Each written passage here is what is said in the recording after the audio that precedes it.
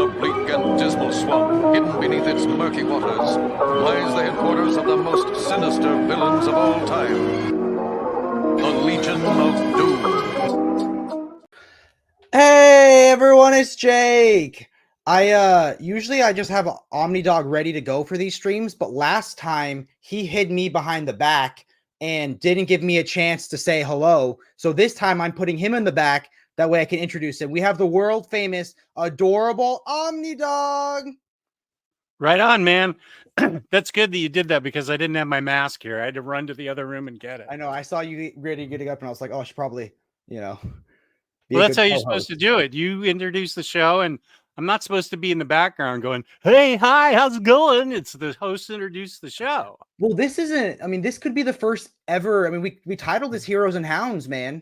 This could be both of us, but yeah, you're just the special guest. Right on, man. Who do we have so far? We have the world famous Bunk Master B. Bunk, how's it going? I am hoping to do a show with Bunk next week. I got a chat with him. He chatted me at 11 p.m. I think it was the night I did Batter Days with you, and he knew I was on the West Coast, so he knew I'd still be up, and he goes hey, are you up? I want to tell you about my night. And I just get this call from Bunk all excited at it was 11 p.m. and I was down for it. So we just chatted on the phone. And, what was on his, you talked on the phone? Yeah. Oh, through Discord, but yeah.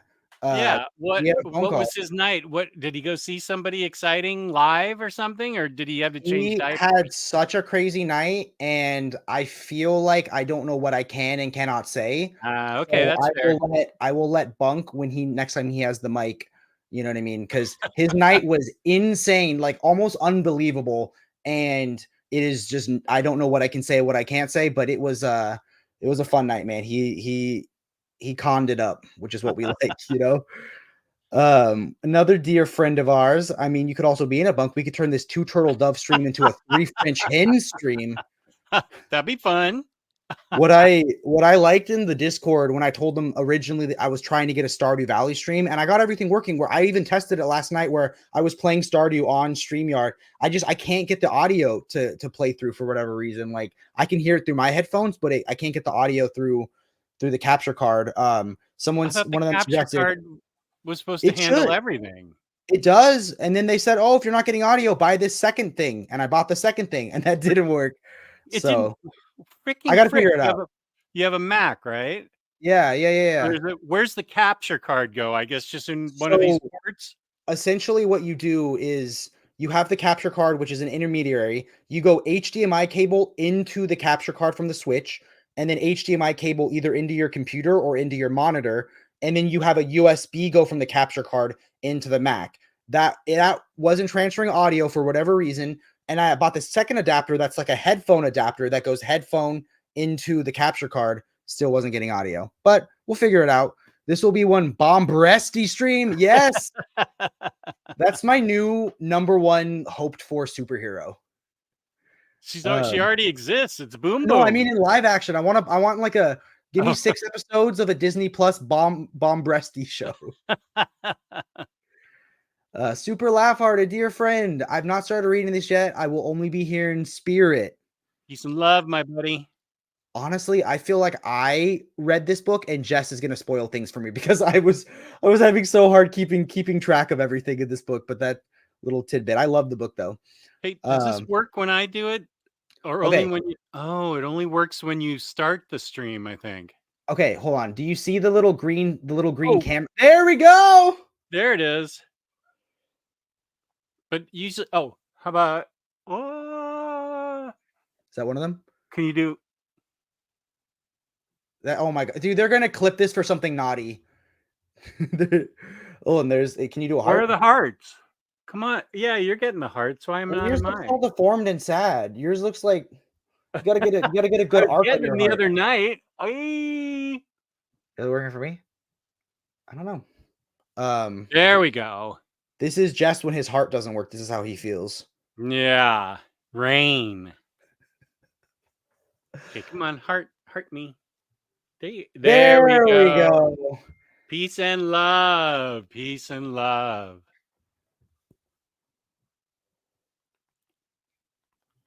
Sorry. They're setting up Christmas lights downstairs. I'm being a bad husband. Good. I just did decorations. Peace, James. It's 2 a.m. here in Sweden. Plan to going to bed. Saw this show was going live in 5 minutes. Who needs sleep when one can enjoy comics talk? Nice. Way to Plus go, this, Captain. This has to be like a dream come true. So it's like you're already sleeping, you know? That's nice and humble, right? Little dog, got it. Hello, Jake and Omnidog. That is Hello Kid Omnidog and Omnidog, just to get it straight. Yeah, just so you know, that's not an officially sanctioned name. I had James send me. I went back, rewatched the video, sent him the timestamps. So I have that little clip saved as a video on my phone now of you saying, "I'm going to give you my media empire and maybe all my books." And for the lawyers. So I'm ready. I'm going to have the receipts, Jess. Freaking James. Jess, isn't he a national treasure? Wow. We're honored to have him. Honestly, yeah. Nice. Thank you, buddy. That's really nice of you, Peter. I hope they add like 5 times the amount of effects in the future, like as updates happen, to the point where I don't even know what's going on. Like I'm going like this and a dolphin shoots by or something. Just everything going on all at once. My wife didn't know that she could turn that setting off because it's on by default. So I had to show her how to turn it off because her and her other like educational coordinators would talk with their hands a lot in like meetings with parents and students. And it would be like, yeah, your child like needs more testing. And then like rain would pour down. So is that a setting in StreamYard? No. So on your computer, you have this cover button. So what it does is it gives you portrait mode. So if you look now, do you see how my background got blurred? And it gives you studio lighting. See how things got darker? So you can turn off portrait, studio light, and reactions. Where the F is that? Okay. So did this just happen by happenstance? This is a new update. So yes, as long as you have that. So, okay. Do you see where the clock is on the top right of your computer? Yeah. You know what? I'm going to just share my screen. I've been doing this a lot lately. Okay. Okay, ready? What? I wasn't in the banner. Chris says I wasn't in the banner description. I should be the first thing. You never sent me your links. I sent you all my links ahead of time. I'll go back and edit the banner description. I'm sorry. Okay, do you see? It goes away when you're screen sharing. Okay, so that doesn't work. In the upper right corner where you have the clock, if you follow that down, do you eventually have something that looks like a green camera or a purple screen? Click on that. Click on the green camera. Oh, yeah. All right. FaceTime, HD camera, mic mode, portrait, studio light, reactions. And if you click on reactions, I think you can get a button that just does them automatically for you. Turns them off and on. Mm-hmm. Wait, I think you can click it and it does it for you. So, oh my God. This reminds me of, who was that superhero we talked about last time? Dazzler. Dazzler, this yeah. Is the Dazzler. Whoa! I love that one. How do you get lasers to go? Let me see if I can figure this out. This is probably really annoying to the audience, but Laser I'm having fun. Effect FaceTime. Oh, Let's see. Out of my heart. Oh. All the gestures to trigger reaction effects in FaceTime. Let's see. The laser beams. Laser is rock on sign with both hands. Rock on like this? But with both hands, yeah. Rock on. Maybe just rock on, man. That's hilarious. See, this is good. This is good. This is worth staying awake for, right? Yes. Mr. Tex. Sounds like Bunk had a night, like a hangover. Honestly, I would rather have watched a movie of Bunk's night. Did my mushrooms just kick in? Night, dudes. Are those like healthy mushrooms or fun mushrooms? Yeah. James just sent me in Discord what my hand reactions are. Thank you, James. I figured out everything but the Dazzler effect. Thank you. We need what would be the boom boom hand gesture if there was a boom breasty effect? Like these, you go like these. Okay, Jess wasn't in the banner, but he was clearly in the thumbnail with his logo, his photo, his name. Yeah, come on, Chris. Yeah. Sorry, I was running like I worked all day, then my family stopped by. It was a lot. But now I get to talk about comics, which is the best part of the day. I got not one but two beverages. This one gives me energy that I'm almost done with. And then later, this one's just for fun. This one makes me feel happy. Oh, good. I'll tell you what made me happy today. I went to see this movie. Oh, The Marvels with my movie Nice. buddy. Have you seen it? I have, and we loved it. I loved it too. And there was just me and my movie buddy, and she doesn't have all the, even though we've gone to every Marvel movie together, she doesn't have the knowledge that I do. So I was kind of prepping her ahead of time, and I'd tell her a couple things, and very quietly, because there was only 4 people in the theater, us and these 2 guys in front of us.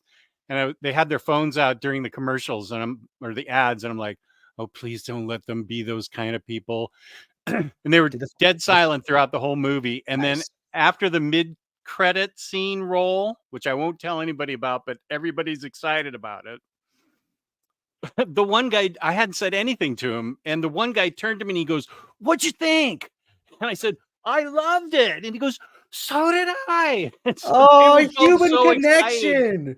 Human connection. We totally bonded. And I'm like, hey, what? Yeah, we like this and I like that. And he's like, me too, me too.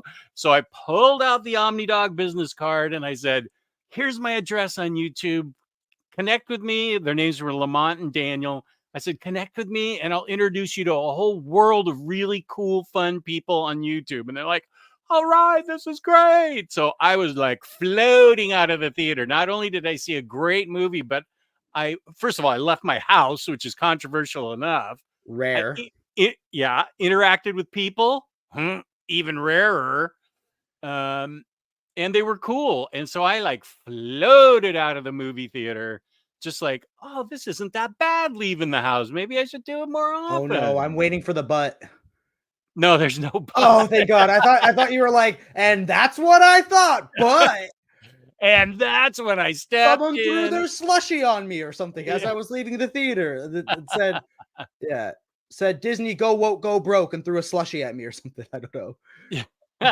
Yeah. It was super fun. I did, I had to tell my movie buddy a couple of things, and I don't know that she understood it all because it moves pretty fast. It's a fast moving movie that you have to. It could have used like 20 more minutes at the end, maybe, but like I feel like is it just like it's really fast and then I feel like it ends, Yeah. But I loved all of it, and but I knew it was gonna bomb.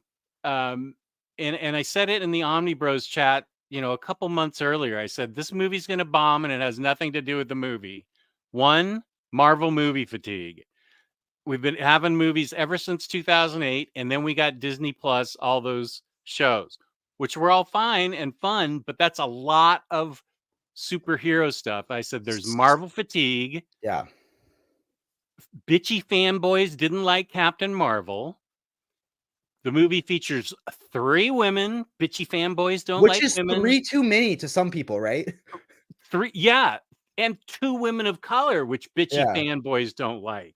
So they review bombed it on Rotten Tomatoes, and everybody goes, oh, it's a flop. And I just knew it wasn't going to do well, mostly because I think people need a breather from Marvel stuff, because I think with so many movies and then so many TV shows, even nerds, super nerds like us, we were like, okay, that's a lot of stuff to catch up on. I still haven't finished probably half of them. And it's one of them being important, being the Miss Marvel TV show. I did finish that one. Because I think she is, as many people, I don't even feel like it's a controversial take, is the best part of the movie and like so infectious and so awesome. I wonder how much better if it would have had any effect if the strike hadn't happened and they were able to get all 3 of the Marvels on Hot Ones, or people were able to see, because if they didn't watch the Miss Marvel show and they had no idea what a treat they were going to get in this movie, it would have been good to publicize her, because like she's just a fan. Like sometimes like you'll get people playing a superhero that goes like, I don't care about the character, you know what I mean? But she cares and she loves Marvel, and I wonder what like her being on some sort of press junket to talk about the movie could have done. That's a good point. So that was kind of what I was thinking. I had a great experience seeing it too. With us, we went to go see it, and it was like a date night for us, and we were really excited. And like the more cats we get, the harder it is to leave the house, you know. And I was like, as I was leaving, we ordered like some candy, and like I ordered her some food. And then I go like, wow, they have these crazy like $20 milkshakes. I should have got one. And she goes like, yeah, what movie theater? An AMC dine-in. So it was like, let me see if I can pull up a photo of what it looks like. Ours was like AMC Sucktastic. It did not have any milkshakes. And like I'm talking this milk. Okay, here we go. I'm gonna show the screen right now for what it looked like. But and then she goes, you should have get it, and you should have got it. And I'm like, that's okay. I'll save the money. It's fine. And then she eats her candy before the movie even starts, so she's out of candy. And I go, she's like, I go, no, let me go get you more candy. And she's like, really? And I go and get more candy, and I come and sit back down, and she goes, you didn't get your milkshake? And I go, nah, I didn't. And then right as the movie starts, my waiter comes and brings me my giant milkshake. And I had got the milkshake. You had waiter service at your AMC. Yeah, we have to go to the Alamo for that. Yeah. Let me show this window right now. These are their unbelievable milkshakes to enjoy. What did you get? I went birthday cake, because to me that matched the vibe of the Marvels. You know, like that's just cream chocolate apple pie. Whoa! How much are those? Like $20? Okay, this was it. I had the double-decker shake birthday cake, and it had 2 of these little things. Oh, to be young again. And mind you, I'm lactose intolerant, so it's not about the money I paid. It's about what you haven't told me how much they were. I think it was like $20. Yeah, maybe 15, 20. I mean, it's a movie theater. It could be $20. It could be $200. You know. Yeah. But I can you put a price on it? No. AMC did, and I paid. Not at first, mind you. I was able to say no at first. That counts. When I went back, you know, and I feel like there's just like a sobriety thing where you can always justify a fun beverage, you know, like a fun sweet beverage. Anything sugary, yeah. Yeah, 100%. Okay, let's try to catch up in the chat a sec. Let's see. Okay. Oh yeah, I want to see this next. I do want to see that. I love that we're getting like great, crazy, like bombastic, not smart, dumb Godzilla content with Godzilla and Kong versus the League of Extraordinary Gentlemen or whatever it's called. and we get really thoughtful ones where it's metaphorical for nuclear war and stuff. This is supposed to be great. I still need to see Shin Godzilla, and that just went on sale for $4.99. That's really good. That's the last Godzilla movie I've seen. Can you suggest a Batman run that you don't believe would come to I think Neil Adams unrecolored. Shut up. Unrecolored and unre-inked. Yeah. That was just to stab you in the heart, wasn't it? That my pick. Thank you for stabbing me in the heart. Yeah, Batman Earth 1 by Jeff Johns and Gary Frank. Is that by Gary Frank? I think it is by Gary Frank. It is. I think it is Gary Frank. Yeah, it is. That's not going to get an omnibus run. It's in like absolute maybe, but not an omnibus. So I recommend that. I always joke that Jordan picks the most like mainstream books to do reviews on. That like, so one of his first reviews is Batman Earth 1 Volume 2. Like he couldn't even James, link Batman Earth 1 Volume 2, the solo review by Jordan. It's like you couldn't have even done Volume 1. Like I don't think we'll get a Batman all the years omnibus that has year 1 and year 2. I don't think that's coming. No. And don't read Batman year 2. Do yourself a favor. I remember because Very Fine likes it. I remember when I showed him my copy and it still had the Ollie's sticker on it. Someone sent it to me because it was like $5 at an Ollie's. So I would have returned it. The Marvels was fun though. Yeah, it was great. And I think the two best, my two favorites of all those shows was WandaVision and Ms. Marvel. The two that So you I should knew watch. Yeah. those. I knew all of what was going on in that movie because of that.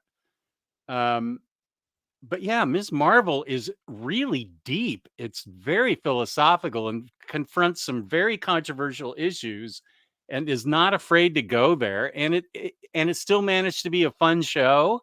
And you're right, her enthusiasm was absolutely infectious because she was like us. You're right. She was a comic nerd fan that worshipped Captain Marvel and got to meet her and went all googly eyed all over. And I don't know. I love the whole thing. It was super Also, fun. what bummed me out is that the complaint, which means it's not real, but like this, what they would say is that Captain Marvel Brie Larson has no personality. So they gave her a personality in this one. She's fun in this one. Like Yeah. she's super interesting, and they still hate it, so. I don't know. I hope they don't learn I hope they don't learn the wrong lesson from it. You know what I mean? Like, well, I think the real lesson is that there's a little Marvel fatigue, and this shouldn't have been the last one in this current batch. I don't know what's coming up next. I think next year all we have in main Marvel proper is Deadpool in terms of movies. Well, that's probably good. Yeah. Just Deadpool, and then 2025 you can throw X-Men and Fantastic Four at. I think it's Deadpool and then a bunch of shitty Sony ones like Madam Web. Oh, hey, Madam Web looks fun, dude. Come on. I know. I'm just teasing you. I want to see that. It looks Madam Web looks like they got the script and the casting choices out of your diary, I feel like. Casting choices? Yes. 100%. I think the only thing, honestly, if we don't get a live action Bomb Breasty and Madam Web, I'm going to be so. She's an X-Men though. That's not coming for a while. Kid Omnidog and an Omnidog. What are both of your top Marvel and DC Omnis of 2023? I recently purchased Ultimate Spider-Man Volume 3, and I plan on getting Batman Eternal and Batman Robin Eternal Omnis. So that reminds me, I do have some books to open. I really loved the Ultimate Spider-Man books. I have my Volume 3 coming any day now. I ordered one cover, and then I heard my thing might got delayed, so I said, ship me whatever cover you have. I don't care. And I got a picture of David from OPB kissing my book before he shipped it out. So nice. That's how you know it's love. I'm excited to finally have Batman Eternal because that was a gap that's finally going to be filled on my bookshelf. But I think one of my favorites of this year was the Batman Adventures Omnibus. I haven't read that yet. My DC book would be Phantom Stranger. And one of my books of the year, spoiler alert, is going to be the omnibus of Black Cat from Marvel. Dang, that is good. Yeah. So that was a good question. Thank you for that question. Should we try to catch up on the chat, or should I open some boxes? Go ahead. Hey, it's your show. Do what you want. Yeah. It's Heroes and Hounds. Woof woof. Someday I'm gonna private message you and pay for an intro song. You have a good entry. That was a really good intro. The Legion of Doom. Hey everyone. What's up, Valzad? Yo, you morning, my bros. Oh, where are you at in the world? Yes. There we go. This is like, I want my balloons and I want them now. Mr. Tex, I apologize. It was cold here today, so I couldn't just wear a t-shirt, the Harley Quinn t-shirt you sent me, you're jamming me up about. But it should be warmer. For some reason on Monday, we're getting a warm spell with rain coming through. So I can wear it for Omni Bros Monday night. Nice. Has Jess considered becoming an e-streamer? I heard it's all the rage. Yes, we are famously going to stream Stardew Valley as soon as I stop being dumb and I get a moment. Is that what an e-streamer is? Yeah, electronic streamer, man. It's someone that just streams games. See, okay, everyone down in the chat right now, Jess said they only like pretty girls or pretty women to do video games. Wouldn't you guys love to see us build a farm together or play Mario Party together? Like, dude, it's us talking comics and you get a video game. You You get to see me teach Jess how to make jam and age his wine in barrel casks. This sounds like we're gonna get 2 viewers, Stardew Valley and us. Yeah. When I could get some hot chick just randomly shooting people online for 12 straight hours. Oh my goodness. Yeah, we're not gonna get anybody, but okay, I'll do it. I think you'll be surprised. God, give us some love. Give him some encouragement that we'd watch that. No volume 2, but okay. I guess I've teased him so much about it being obscure that I misremembered the facts. Picked up Miracle Man. I did like that. And Dance. Oh my god, I didn't even think about that. Dance Lot Silver Surfer was one of my favorite reads of the year. That was my read of the year, like 2019 or 2018, whenever it came out. But yeah, it's awesome. That made me seem late to the party. That made me feel like I wasn't up to date. Sorry, dude, you're reading the reprint. Currently but those taking are 2 good books. Currently taking a break from collected editions of comics until the new year to give my I am trying to do that too, I think. I like how in the comments to our last live stream, we were talking about how I got the Brightest Day Omni, and someone was like going like, "Hey, Jess, I actually like the Brightest Day Omni," and you go, "I do too. I just want Jake to stop buying every DC Omni ever." that was Reaper from Australia. Yeah. I just finished the 3 Lazarus hardcovers and thoroughly enjoyed Gotham Central. What should I head next in the Ruckaverse? I feel like you're more of a Rucka historian than me. Have you read Stumptown? Stumptown's awesome. I'm looking. My Rucka shelf is over in the other room. Black Magic is unfinished, but it's one hardcover of awesomeness with Nicole Scott art and Greg Rucka writing an occult, a cop with occult-based powers that she reluctantly uses. It's unfinished, but it's still great. But it's a great hardcover. Greg Rucka. Queen and Country is also great. Greg Rucka's New Gotham. Or wait, yeah, he wrote New Gotham, and Brubaker wrote. No, wait, did Brubaker write New Gotham? Brubaker, didn't he write like the Murderer Fugitive stuff? Right, I think New Gotham might have also been him.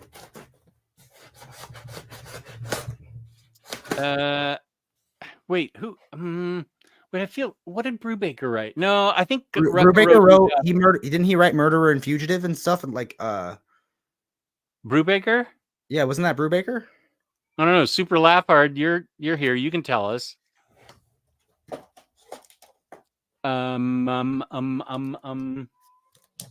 Rucka. Oh, his Wonder Woman is awesome.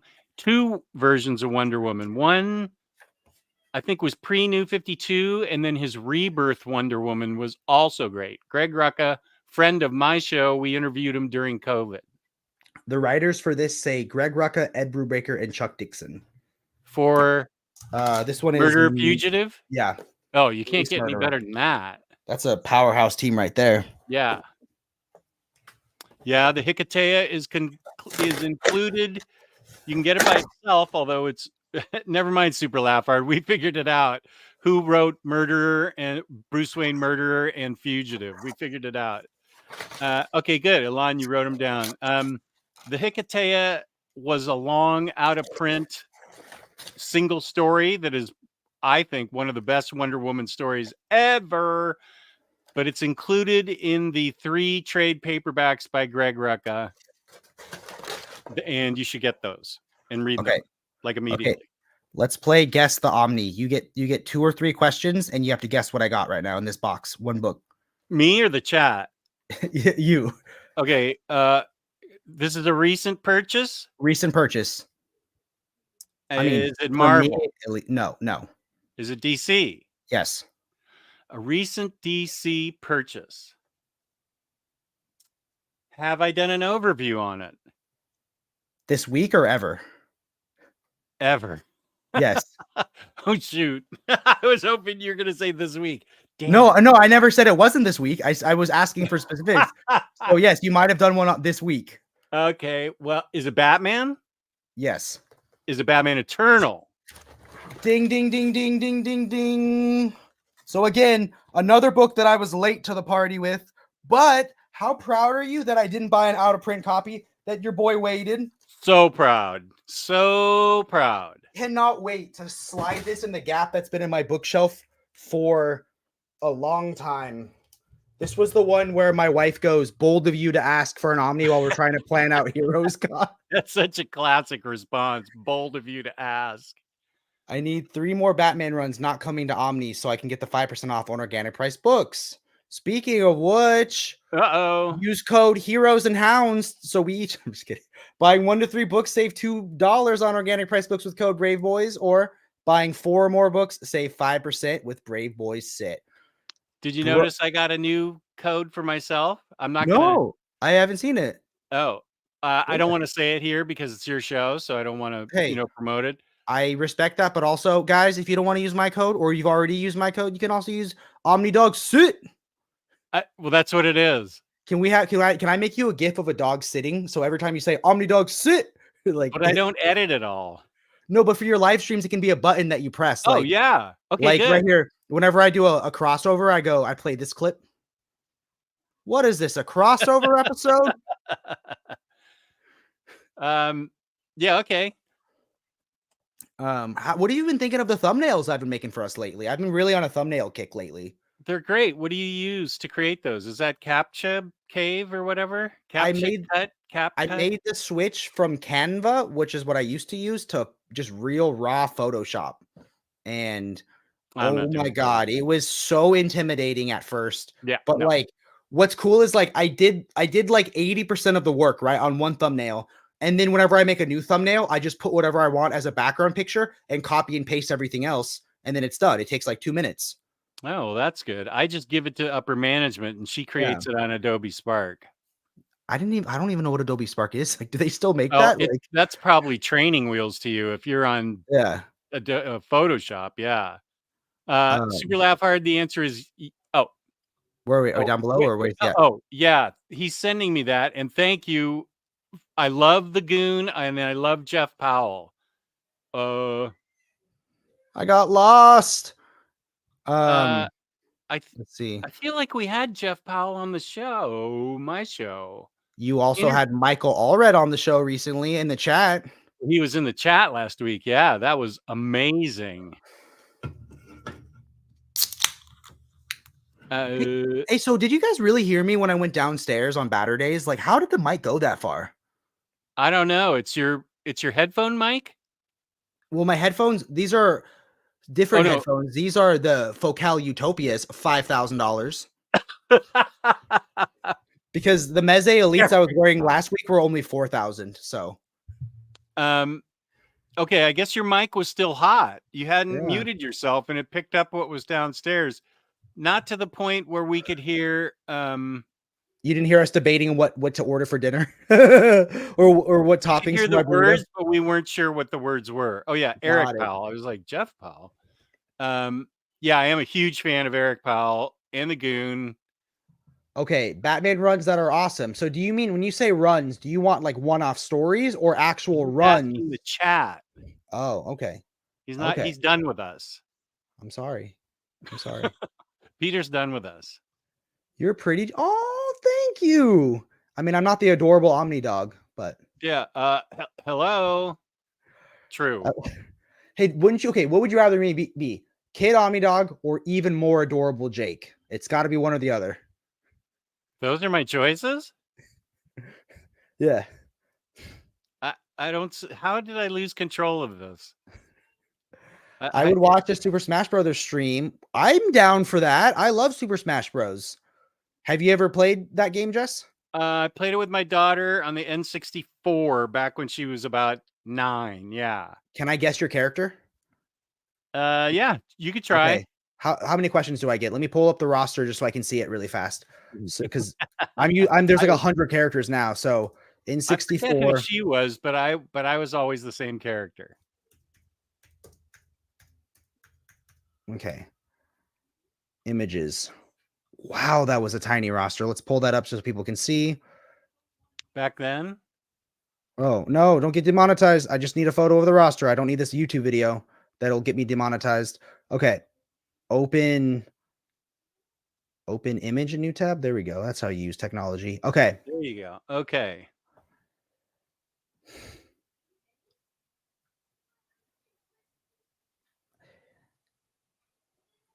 Is your character a human?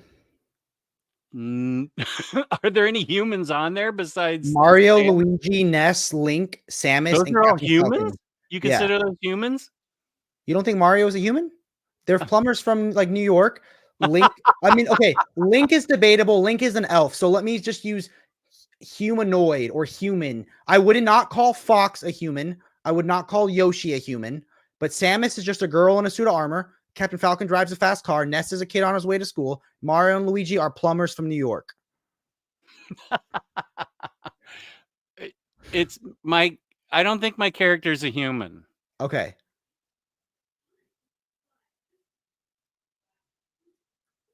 You don't think your character is a human. Interesting. Yeah. Depending on your description, which I tuned out halfway through it.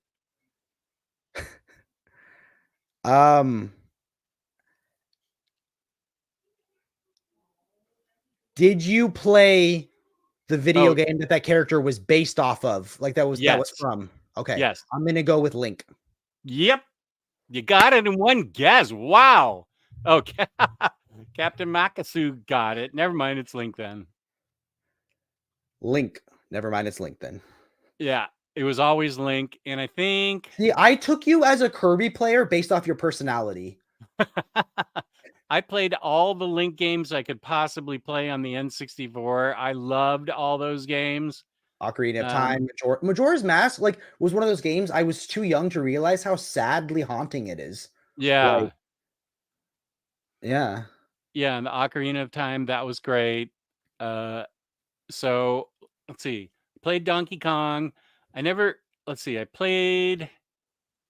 think I played any Kirby or Yoshi. I played Star Fox, and we did that game with Pokemon Snap. We played Pokemon Snap with the pictures. Yeah, and we took our card to Blockbuster and printed out the stickers. And in my car, the front dashboard was all covered in stickers from that till like 3rd grade for her. Or wait, no, like 5th grade. Did you get the remake or the new one they made for the Switch?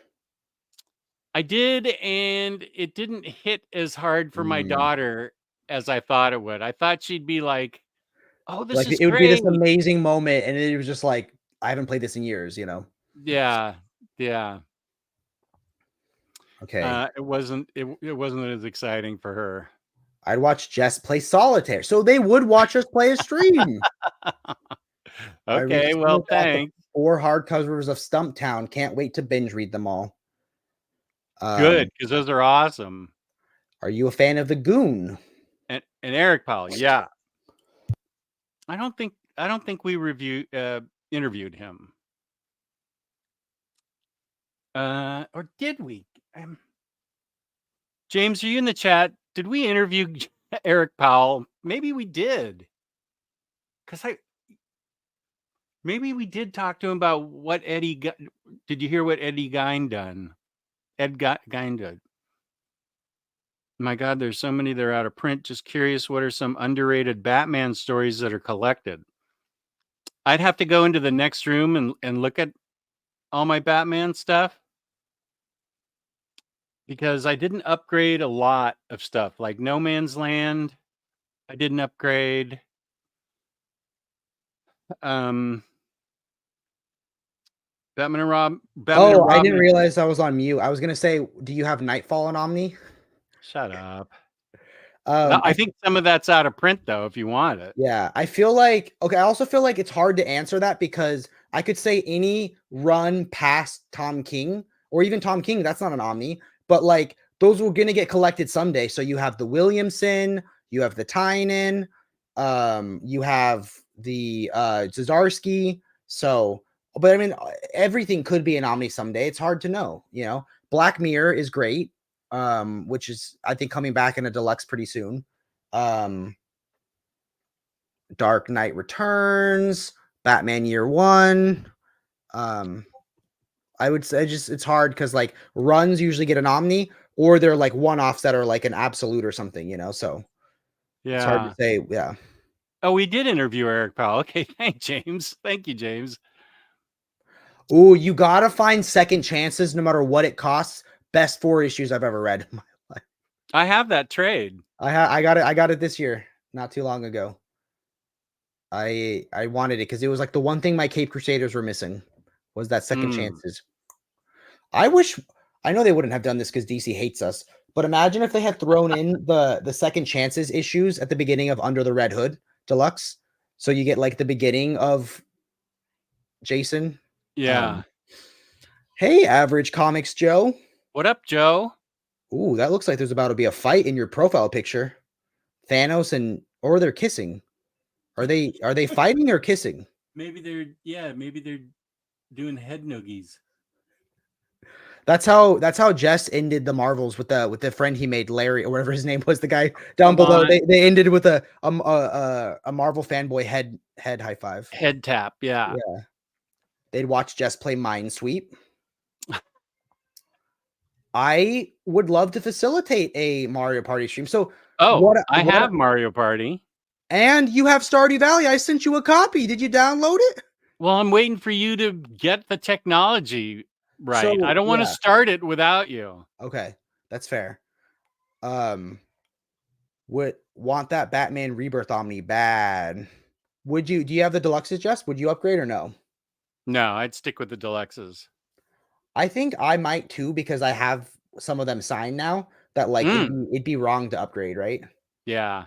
I stuck with the Tiny Onion deluxes too for Rebirth.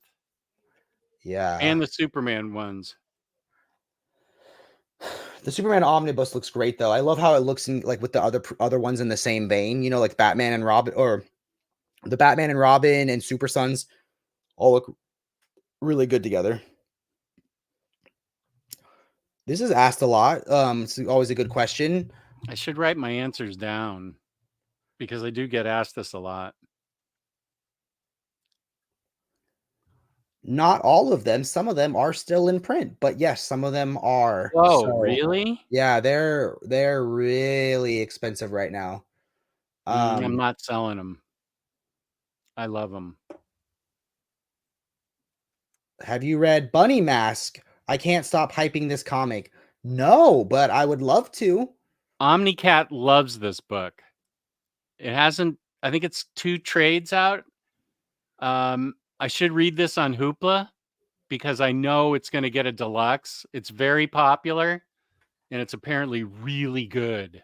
Should I make a video called like how to get on Hoopla? And it's just me going to the library, getting a library card and then signing up. Yeah, I had to go to a different county to get it.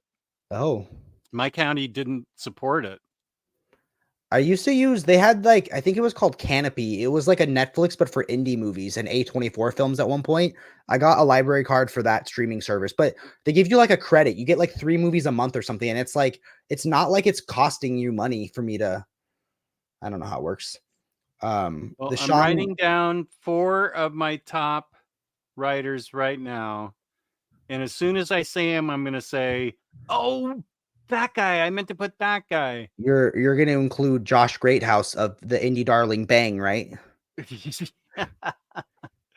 I'm going to go super modern. Like this is my recency bias kicking in. I mean, that should be my YouTube name, recency bias, because everything I read is recent.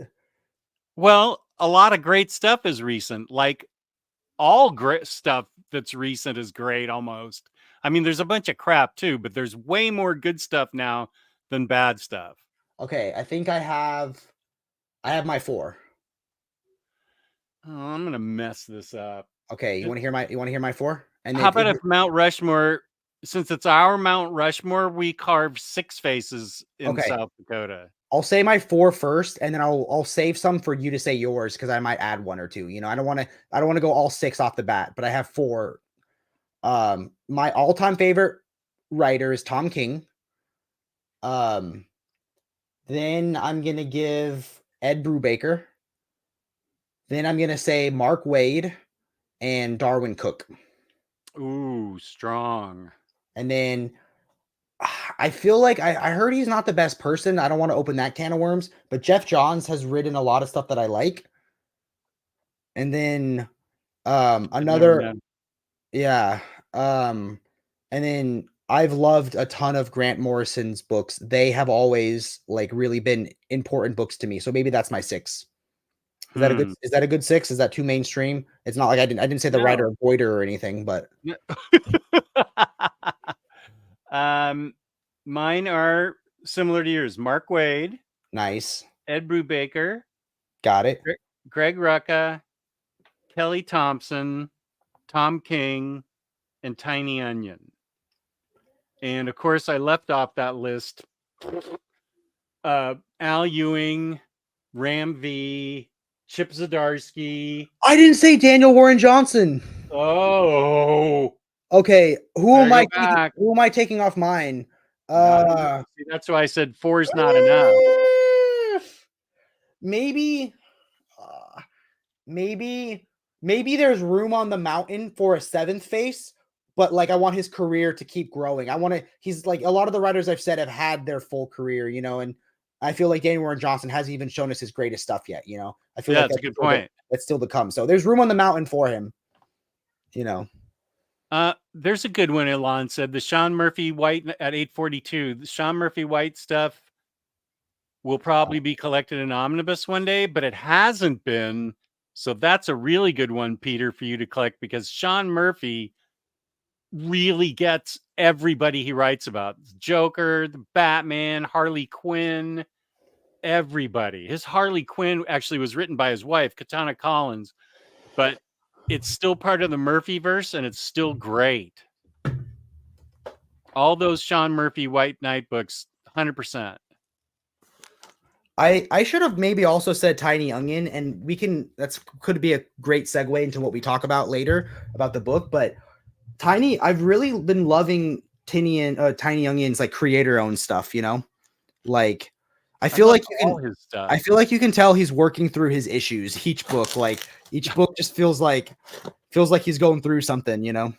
But every book is not only highly readable and enjoyable, it really sticks with you. Okay, let's see what this is. And there's Cycle Cleveland. What up, buddy? Okay, what am I guessing here? I'll just tell you off the bat, it's DC. Is it an omnibus? Yes. Is it recent? Release or what it collects? What it collects. Okay, I don't know exactly when this came out, but what I'll say is, I'll give you a hint. It is recently released and something you've done an overview on. For Batman. We already did Batman. I never said it was Batman. No, you didn't say Batman. I didn't say Batman for this one. No, you did not. Okay.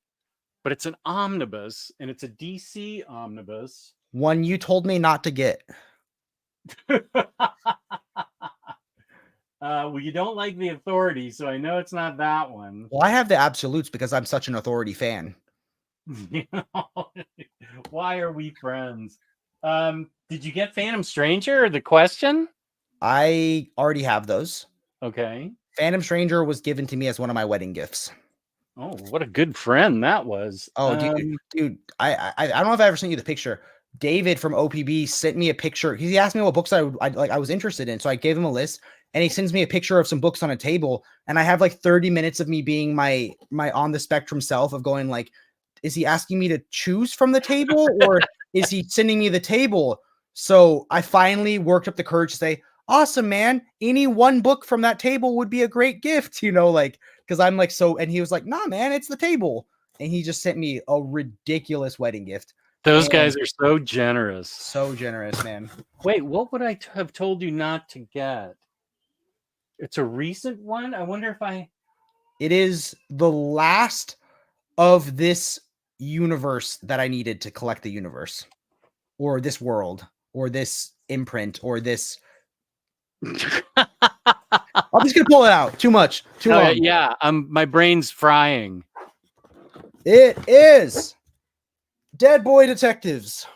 Well, I told you not to get it. Yeah, I think you said I wouldn't like it.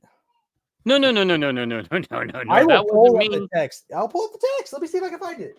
Let me see. You wouldn't like it. Well, Or you maybe said it was. You said, I think you hadn't maybe read all of it. You said it was okay. No, I said the first half that I read was really good, and I just hadn't read the second half. Okay. I said, did you enjoy Dead Boys? I'm tempted because it's Sandman related, but I'm not sure. And you said, it's barely Sandman related, though. I'm going to try to read it before year end, but I remember liking 2/3 of it, but I read it in floppies. You can wait for a while. It won't sell out. Okay, so that's you not didn't get it. no. Yes, that's true. I stand corrected. But like, that wasn't, let's be honest, that wasn't an enthused, like, that wasn't like a ringing endorsement. I didn't say it's not for you. Yes. Yeah, you didn't say I wouldn't gain anything from it. Yeah, it's not. It's a good book, but it's not for you. Yeah. Oh, the bane of my existence. No, I think you'll dig it now that you got it. I mean, it spins out of Sandman barely. I mean, it's barely a Sandman spinoff. It stands on its own, and I think it's fun. The 2/3 I read of it was really fun. So I'm yeah, excited. no, I think it's good. I'm gonna watch the Netflix show with Jess to see if she likes it. I've heard rumors that there'll be some Sandman characters in it as because Netflix owns Sandman and well, not own Sandman. Netflix has the license to the Sandman TV show, Right. and they're doing the Dead Boys show. So like, I don't know who it's gonna be. I mean, but I heard that that might be a little crossover. Last package. Oh, right. We're not going to play guess this because there's books from different universes and different companies. But hey, the first time we played it was good, and you guessed it correctly. And you might have got that one too.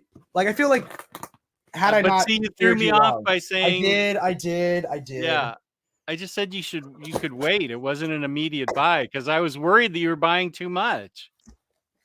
I know you guys are dinks, but still, I get concerned. I know.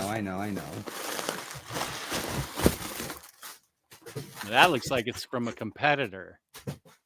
No, I bought this after watching the Omni Bros on Monday night because they talk about in-stock trades. So I know. Manifest Destiny. Oh, what a good book. Great book. I don't know. Mitch likes to act like he's the authority on every indie book. Like every frick. I read Manifest Destiny before he was even born. So I would love to like release just shoot the video tonight, even though I haven't read the book, but like get my overview up before him. Yeah. Would be great. Okay. That little spud. This last one is I'll give you a big hint. It's a DC book. You love it. You collect the action figures from it. And I bought it because the Rebirth volume is coming out next. And I wanted to have the full run. Rebirth volume. Oh, wait. Rebirth. Okay, wait. So, I have I have all DC action figures. But the Rebirth volume was just announced. We're all looking forward to it. The Rebirth run of this is fantastic. And Rebirth Omni? Yes. Not Super Duper Sons. No, that already came out. I own that book twice. I don't know. Flash? That's a good guess, but no, Justice League Dark. Oh, yes. That's a good book. And you're right. Rebirth is even better. Which I own the Rebirth ones in single issues, and I read them back in single issues. But they were super, like, at least like towards the end of me collecting single issues, they got super like crossover happy. You'd be like 2 awesome issues of Justice League Dark Rebirth, and it'd be like Endless Winter Storm or something. You know, there'd be like little tie-ins with other books, like, and I wasn't interested in the other books, but I didn't mind that as much as I minded the big chunk in the middle of Justice League Dark New 52 that's Sins of Pandora that just bleeds all over the place and could have been so much better. And it just affects everything. Forever Evil, which I can't remember if Forever Evil ties in. Well, that's more of a Justice League thing. But I feel like Forever Evil bleeds into Justice League Dark too for some reason. But the Forever sins Evil, of was that like the Justice Syndicate or like the evil versions of them from another Earth? Or yeah. how sick would it be? Why do I want, oh my God, why do I want a Justice League Dark Syndicate? Like an evil team of Justice League Dark from the Earth where they're all villains. Oh, Constantine's barely a hero, so Yeah. you wouldn't have to push him far. Imagine like an evil Swamp Thing, but he's the red instead of the green. Like well, he's just a big muscle. You're putting it out in the universe, so yeah. Kenny Crayley, yeah, I got Absolute Superman for all seasons. I sent Freddie my deluxe, I think. I liked it enough to get the Absolute. There was a miscommunication between me and JP on about like how we were handling that. So I bought a copy and I opened it up and it was, it was the one that I bought. And then the next day I opened up a package and he had sent me an Absolute Superman for all seasons, thinking that and I was like, oh, do you want, like, I'll pay to ship it back to you, dude. And he was like, nah, man, it's fine. Give it to Jordan. Those guys are way generous. Yeah. But that one I love that one. I thought it was amazing. My favorite absolutes are done by Jeff Loeb and Tim Sale. So like, yeah, you can't go wrong with his art. And the way he draws Superman, everything in that book is so endearing. Like, yeah, it's really well done. True to my word, and a long wait for the discount, I ordered the Power Girl Artist Edition by Amanda Connor instead of the Black Cat Omnibus. Oh, you cheesecake lover. May have slightly overpaid for a Batman Black Mirror. Absolutely. Yes. Hold on. I'll tell you what I paid for mine, and you can either feel better that you got a better price, or you can feel much, much worse. Oh, I don't feel good about this. I'm going to say I paid $180. Which isn't amazing. How does that make you feel, Peter? Does that make you feel better or worse? Can you go to the question up above it? Yes. From Richard. Omnidog, I know you like the Black Cat Omnibus. Have you read the Mary Jane and Black Cat Dark Web issues by Jen McKay? I have not. They are in my stack of shame, though. Trade paperbacks. Some trade paperbacks got pulled, but not that one. Unstoppable Bar, and the chat helped me pull a bunch of books to read out of the stack of shame. But yeah, I can't wait to read that. I know Dark Web's not supposed to be that great of an event, but I also know Jed McKay and Mary Jane and Black Cat are a threesome I want to read. So okay, I'm sure it's going to. They're going to cut that out wrong, and they're going to cut out the I want to read portion. And wait. Okay, I think this might be my first super chat I've ever gotten on a live stream. Nice. How do you? What do you do for like the confetti? Oh, that's fireworks. That means the world to me. I think we do this for confetti. Maybe that was him after. Maybe that was feeling bad that I spent $180 on Black Mirror and said, "Here, have $2." Okay, there's a couple chats I wanted to see. So he said he feels much, much worse. Oh dear. And then Dead Boy Detectives is not for you, Jake. What does that mean? Why is nothing for me? What is for me? No, it is for you. Hit that like button. Yeah, guys, smash that like button. Wait, what did he say? Got us the disco light effects? It's rock on with both fingers. Rock on. Let's go. Yeah, baby. I feel like there's a whole new world available to us. It's like when I first discovered emojis. Now there's reactions and video chats. On Omnibros Monday night, Lou is the one that originally got that. And he wasn't able to get it. I was originally the one that got it, right? No, okay, on Omnibros. Okay. Calm down. So Lou is the one that first started doing that. I'm like, what magic is this? And so I was doing no, it was Wednesday. I was doing it. He couldn't get it to work, and I was just doing it all show long just to bug him. Like a Care Bear or like. Oh yeah, I was just like, oh, I didn't mean to rain on your parade, Lou. Oh, like, why didn't it rain? See, why does it? Yeah, it's. Come on, man, give me the rain. In the rain. Make it rain. Make it rain. Just like Mr. Tex made it rain with that super chat. Yeah, man. Okay, so here's the question. If Dead Boy Detectives isn't for me, Jess, what is a book you think is for me? I would think you'd like Nice House on the Lake by James Tynion. Oh, the Segway King! That's what we're... The deluxe edition that I waited on. Didn't buy any trades. I waited. I got the trade somewhere, but it's one of my wife's books. So I read probably the first 6 issues on the app, and I said, oh, this is getting a deluxe. I can't wait to read it. Yeah. So can't wait to buy it. Yeah. I think what would happen if you flip off? I think the stream ends. YouTube demonetizes us. Yeah.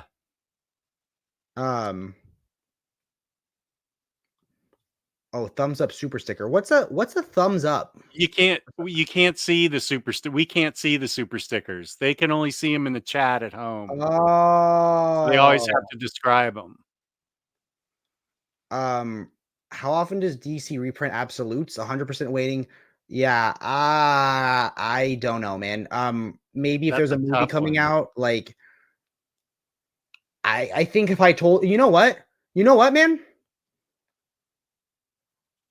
There is a place called Frankenson, and it's a big giant warehouse that's like every Wednesday and every Saturday night. It's like a mini Comic-Con. There's it's got like anime statues and posters and lounge flies like my wife collects. When I went there the other day, there was a copy of Long Halloween being sold for $60. Maybe I can go there tomorrow and see if it's still there if you're interested. I was like calling my comic book friend Jordan and saying like, do you want this? It's $60 for Long Halloween. So, I can see if it's there tomorrow. But I don't know when Long Halloween will get reprinted. They put it out in omnibus, all those stories in omnibus format. They just did the deluxes, but they just finished the deluxes of Long Halloween. Yeah, they did Long Halloween, they did Dark Victory, they did Haunted Night, and they did Catwoman When in Rome. But I hated how they named it. Let me show you how they named it, man. Oh yeah. It was like the Long Halloween Deluxe Dark Victory or something like that. Like good night, Mr. Tex. Good night, buddy. Okay, here we go. This is what it was. This is what they're named. Batman, the Long Halloween Deluxe Edition, the sequel, Dark Victory. Like, am I crazy for thinking that's a weird way to title the book? Yeah. No, you're not crazy. That's very odd and confusing. Or you can get Batman, the Long Halloween, the prequel, Haunted Night. What do they call Catwoman? Is it the spinoff? Catwoman's a weird name.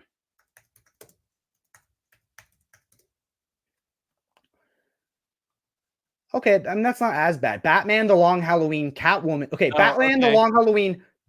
So semicolon, Catwoman, semicolon, When in Rome, semicolon, Deluxe Edition, parenthesis, Catwoman, semicolon, When in Rome. And then the parenthesis go in. So it's like inside parenthesis, 2004 to 2005, parenthesis. I don't even know what to tell you about this because Why the Last Man got deluxes, trade paperbacks, an omnibus, and absolutes. 4 different formats. And so this has absolutes that are out of print, an omnibus that I think is still in print, and then it's got these deluxes. So I don't know if I've seen tons of trade paperbacks. I have sets of the trade paperbacks. So do you think we get a compendium and then maybe back to absolutes? I bet a compendium is what's next. Yeah. Yeah. That's or they just who knows? They could just keep the Omni in Evergreen, like they don't have a reason to reprint the absolutes because the Omni's Evergreen. Yeah, people want these so much. I feel like the absolutes should be evergreen. Like All-Star Superman is practically evergreen. They're always reprinting it. Yeah. I wonder, yeah, that's interesting. I wonder, I don't know, because like you got to think, like I'd be curious to think, like if omnis are already like whenever they release numbers about how niche omnis are and how few they actually sell, like how much smaller would absolutes be? Because like that has to be such a small percentage, right? Like, I would think so. I would think there are fewer absolute collectors than pure omnibus collectors. yeah, I don't know. Let's see. Bleep. So we did that one. I had to turn in for work. Used or sealed? Oh, okay. Yeah, it's used. Oh, Mr. Tex just got Young Justice Omnibus from OPB. Good Why for did you, I Mr. not even Tex. know that was coming out? Like, I didn't even know until Well, do you not watch my collected edition show with Webhead when we were live and had Mike Allred on the show? On the chat, anyway. I had to be a husband that day. My That is the weakest excuse. because that was the night. Remember, that was the night that I snuck that we did batter days, and then I went. Or no, the night before. The night before, I went to. It was going to be date night with us. We were going to watch a movie, and then I made all the thumbnails for us for our stream on batter days. And then I did batter days, and that night was supposed to be date night. And then I got the call from Bunk telling me about his crazy night. So I had to give my wife a wife day. Fair. I'm glad that I got the Batman by Loeb and Tim Sale omnibus. I love that omnibus. Did I ever tell you about how I ended up with this omnibus? No. I think this was before you were on the scene. Controversial opinion. I'm not the hugest Tim Sale fan. I like his art a lot, but I already had all these stories in absolute. So I sold them just saying the stories are good, but do I really need them in absolute? And I needed the money. So I sold those probably to Richard Fearing for way too much money on eBay. And I think it was my hernia surgery in 2018. And I came home, from the outpatient hospital, and I was still jacked up on painkillers, and I've had enough surgery to know that those keep me up through the night. I stay up all night. And this ISOC trades order came in, and I had no idea what it was. And so like 2 weeks later, and I was on Omnibros, and I said, "Hey, do you guys want a live unboxing?" And they're like, "Sure." And I open it up and I go, "What the hell is this? I don't remember ordering this." And there were like 3 other pain med or books in there that I had no memory of ordering. I have a related story to that. So as you know, I don't drink anymore because I wasn't the smartest or the nicest when I did. And one night before I collected omnis, like I had just been consuming all of your videos and consuming all of Omar's videos, and I would like always add things to in stock trades onto carts and then never buy them. And then one night I got blackout drunk and I woke up and I had spent like $400 on my first in stock trades order, like all these absolutes, like these omnis, and I had to like get a hold of in stock trades because I had no money at the time and get them to cancel my order. So forever now, my very first order on in stock trades, I can probably even pull it up. My says like $0 or whatever because like they canceled it. And because like that would have, like, you've seen that meme where it goes like, "I'm never gonna financially recover from this." That would have been that I was bringing home like a couple $100 a week back then. So I spent like my entire salary on let me see if I can pull up the order. And maybe it wasn't even, maybe I'm being dramatic. Okay. Here, this is it. I got it. I should probably, it's my ex's address, so I don't care if it shows. Absolute Batman The Long Halloween, Batman Hush, Watchmen Absolute, and both Sandman Omnis. What a haul that would have been. Whoa, that was a great haul. Yeah. What year was that? This was I don't know if it says. If you go back, it'll tell you. Oh, okay. 2/5/2019. Right before the pandemic. And then here you can see my first actual order, which got me in Batman by Loeb and Absolute All-Star Superman hardcover. That was my Nicely first. done.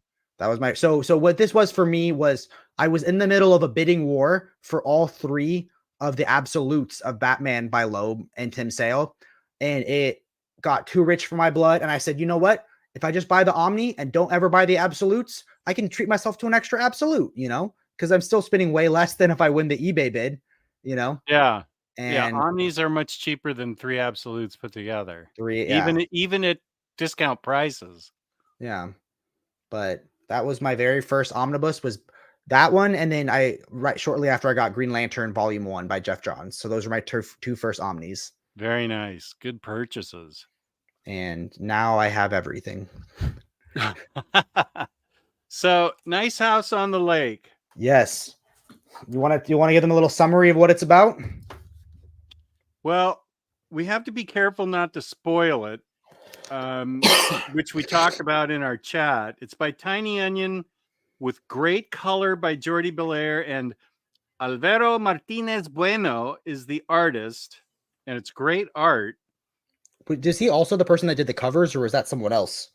Well, I think the covers are by a variety of people. The cover artist, there's in the back, there is a section for all the alternate covers, and there was like 5 per issue. So it doesn't say, does it say who did the, doesn't say who did the, wait, Nice on the Lake created, who did the cover, you rat bastards? I don't know. The main covers are done in a really unique way. They almost look like photographs, Yeah. Well, I guess the central conceit of the book is that 10 people are invited, cajoled, aggressively asked by a mutual friend to join them at a super nice boss house on a lake in Wisconsin. And they all know the main guy. What's his Walter. name? Dennis? Walter. They all know Walter. Some of them know each other. Other of them are strangers. And it was kind of like, think of it like Clue. It was like a secret who was going to be there. So you don't know who else is coming, which that would have been my nightmare. I need detailed lists of everybody going to be at every function ever. Yeah. I'd say, Walter, you don't know me very well if you think I'm coming to a party and staying at the house for 10 days or whatever with these people. But yeah, there's all kinds of food and games. It's just an incredible house. That's Movie studio. Everything anybody could want. And they all get there eventually. They make small talk, but immediately, So yeah, they're barbecuing, they're having fun, and I feel like even before that, there's no internet service. Yeah. But somehow somebody they weren't getting cell service all day, and then they start to get cell service and start to see what's going on. And without giving it away, what's going on in the outside world is not good at all. It is a nightmare. And it's clear that Walter has asked them there to protect them. Yeah. I think what I like is in the beginning, it starts out with one of the characters, and I'm going to be honest, a lot of the characters bled together for me. They were all unique and interesting, but like their names were similar, or they looked similar, or I don't know what it was. Like I almost needed to write down each character's name. Well, in the back of the book, there is a guide to the characters. Okay, maybe I should. Yeah. Yeah, there is a guide to the characters, and there's a detailed. There we go. Oh, the character studies. This is what I need to read. There's also a detailed layout of the house. So he picked different people representing different talents that exist out there in the world to do. Mostly, like the artist, the pianist. Yeah, but then there was a doctor too, and a comedian, a And they were reporter. friends of Walter's from even back in middle school. So Walter's been around a while, and in college, and out in the New York bar scene. And so what it is them trying to figure out what they're doing there, why they're there, who Walter really is, and can they get out of there at all? Yeah. Wow, that was a master class in like explaining what was going on without actually spoiling anything. I think Thanks. I think the book, it's not, I wouldn't call it like outright horror. It's not like it doesn't have like jump scares, but it's like a slow psychological burn, you know what I mean? Right. And Yeah. and I think I don't even know if saying this is too much spoilers, but my wife was on a horror kick and I gave her the first trade paperback of this book and she got like 2 issues in and it wasn't for her. And I asked her why and she said, "Oh, I thought it was going to be horror like the previous books I read. This is COVID aliens." And that was her summary of the book. So, I Oh, think it's more it's it's more more than that. It is, psychological yeah. horror.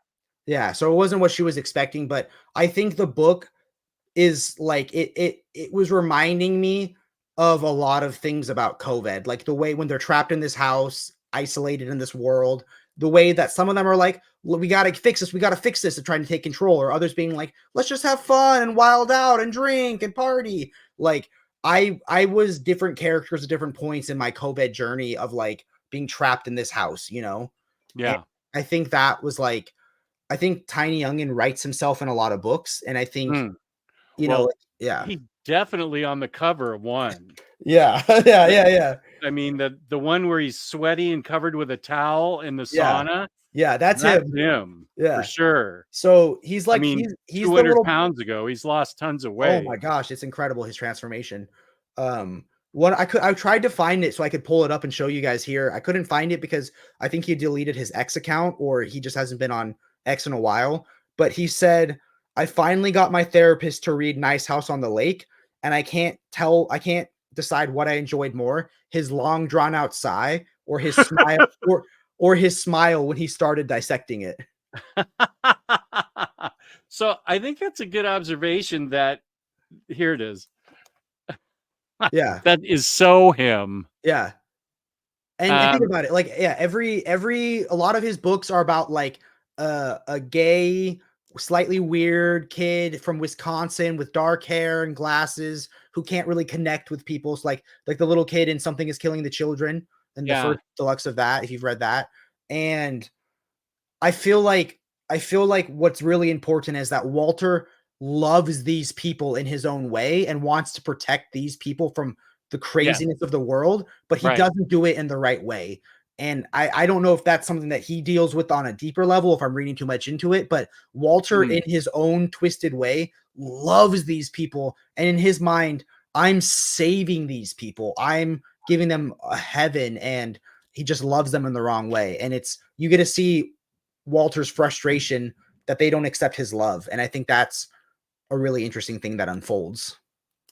and I think that you're going to get more of the characters because when we get to the last page, the real horror is it says continued. Yep. I thought this was the freaking story. It's So did not. I. We're gonna have to wait another 2 years, 3 years for this next beautiful volume. Yeah. But I also think that's where he's going to, because you get little vignettes of what has happened truly at the end of their stay there, interspersed with the story. Um, what like each of the characters is shown in the aftermath, and we obviously haven't got there yet. So I Yeah. think that what's going to happen is you're probably going to get a lot more character development in the next series, just by the fact that there's how Less many mind women? there's less mind trickery, you know, where there was 11, yeah, there was 11 because the houses are supposed to have a specific number of people. It's They're supposed 12, to or 12 is issues. oh, I thought you meant how many characters was in the book. No, there's 12 issues. So he may not have another 12 issues in him.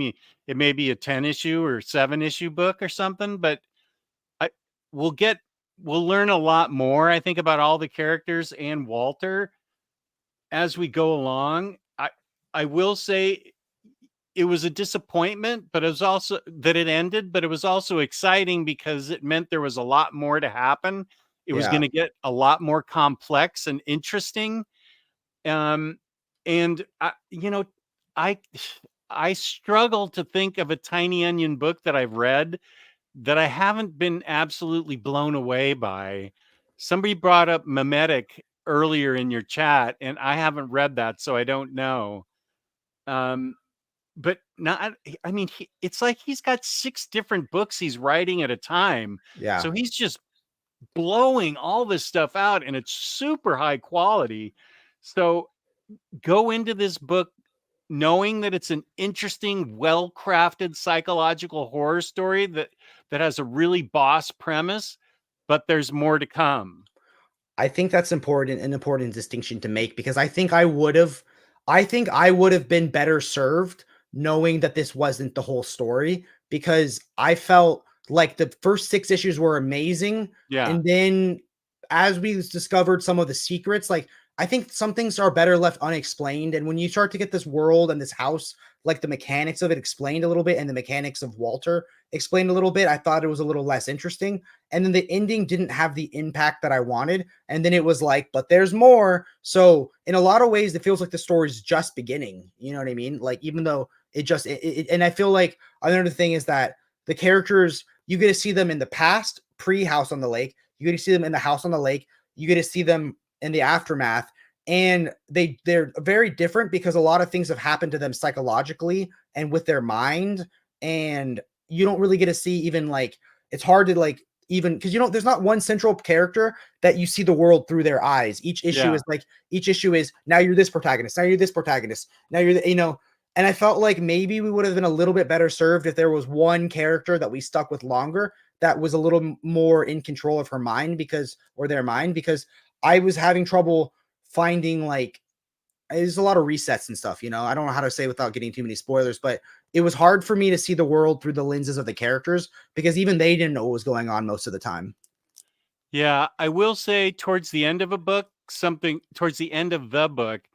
um, something happens when a character finds out one of the secrets and does something that alters everything, and that made it a completely new ball game, I thought. Yeah. Do you remember what I'm talking about? Because I'm Is having to is talk in it vague is it terms. when someone gets access to some of the controls? Yeah. Yeah. Yeah. AS says, what a great non-spoiler summary. Another book I've got to read. Good. So I don't think we should spoil any. I don't want to veer too much into any territory other than it is great psychological horror, which I think Tiny Onion does amazingly. And I there was one little cameo, little Easter egg wink that I had told Jess about ahead of time, but oh yeah. Tiny This is Onion cool. talks about that he's at a point in his career now where he has no reason to write anything that's not creator owned unless it's a character that he's truly honored to write, such as Dracula or the Corinthian and Sandman. Like that's just stuff that he just does for fun. But there's a room because Walter planned every intricate detail of every room perfectly, and they go into the library and she's like, "Oh my God, this is every comic he told me to read in college." And they're all like little joke parody names, but then you get all the Sandman absolutes and it just says Sandman. So Sandman is canon in the Nice House on the Lake universe. That was great because the other ones are like love and rocket fueled vehicles and making plays on all those indie books that were supposed to be so great. But yeah, Sandman, even the font is there for Sandman in the bookshelf. And there's every video game possible. Wait, actually that happens really early, I think. One thing I like is, and I won't say what they do, but they bring up an interesting mechanic in the world that reminded me of how I dealt with COVID by over ordering things on Amazon. Oh, I think a lot of people did. And the fact, and so a lot of this is like, it takes things and defense mechanisms and mentalities we went through to try to survive COVID, because in a weird way, for a little bit of time with COVID, the world did end for a bit, you know, and we were stuck inside our houses. And I love that you get to see yourself in different characters doing different things. And I like the one person that says, we just need order. We just need to have dinner at the same time. We need to have family dinners and have a routine. That was me. And the person that says, I'm going to get a cowboy hat today. Yeah, I'm going to wear a cowboy hat all day. That was me, you know? So it's such an interesting critique or lens of, and that's not all the book is, but that's how, I think that's the premise of how it starts. Yeah, And it that becomes is a good something much point more. about how this dovetails with our experiences in COVID. Loose bullets instead of stray bullets, love and explosives instead of love and rockets. The conspiracy against the human race, the terror. I don't know what that. Okay. Oh, I got one. You know which one should have been in there? There should have been an omnibus for like Rise and Fall of the Zorro or something like that, you know? Oh, there's a From Hell where it just says Nom Hell or something, and it's in the same font. So it's a really cool thing. Yeah. Right there. I love that. Those are the Sandman font, bro. I love that they got away with that. The menu is awesome, and it's very different, but it is a very good critique. And like, yeah, the way that, honestly, like there is a tone that's similar, but it's way different, and they're both great in their own way. The menu was, I mean, you love Anna Taylor-Joy, so you'd love her in anything. Yeah, I need to see it. I need to see The Northman too. Oh, and I saw that in theaters. I need to see Last Night in Soho. Last Night in Soho was good, but I don't think it's on the level, even though I love that director, I don't think it was on the level of The Northman. While it was more technically advanced than The Menu, I liked her better in The Menu. Okay. Yeah. Sorry, I forgot you don't like anything. You don't like to know anything about movies before you see them. So I try to keep that vague. That's enough. Yeah. No, that's enough. I still want to see her in everything. Yeah, I want to see Furiosa. Oh yeah, that looks. I'm trying. It's just like, just my wife told me one time that like girls take their girlfriends to go see their movies in theaters, and guys take their wives to movies in theaters. You know. And so like I'm going to see a movie, I usually take my wife. I mean, you have your movie friend, which is nice. Yeah. But I'm the kind of person where I want her to watch Mad Max before, Fury Road, before we see Furiosa. Recency bias, I don't need to see the old ones with her. But I showed her the trailer, and I love that film. It's just not her kind of movie at all. And she goes, Max Furiosa? Oh, yeah. Furiosa wasn't her thing. But I mean, maybe Furiosa a little more because it was a female protagonist. Wait, but Fury Road. What was it called? The new one is Furiosa. The old one was Fury Road. Fury Road. Okay, yeah. I love for me, I don't even just want to watch Fury Road. I want to watch the black and white edition of Fury Road. Yeah, same. So, and I have the full Atmos. So like a tire goes flying, you hear it above you. Like I have a ridiculous home theater from working in audio, obviously. And she goes, I will watch it if you want me to. And I'm like, that's not what you want to hear. That's deflating.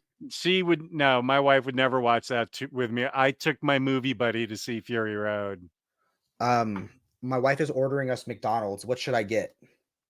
An Oreo cookie McFlurry with hot fudge sauce on top. Oreo McFlurry with hot fudge on top and a little heart. And then I'll do QPC. Yeah, that's solid. With extra pickles? Extra pickles, and I also do extra onions, but I was just... Oh, yeah, those are good too. Yeah. And then what I like to do is I get like a 4-piece of the McNuggets, and because I like putting the hot mustard side on the QPC. Did you know they have happy grown-up meals now? Happy adult meals? Wait, should I get that? Toys? Well, I don't know. I think that's something you get there at a McDonald's. But I don't know if they've come out yet, but they've got like really cool toys for the happy adult meals. Did you hear about Cosmics? Yes, that's the coffee place.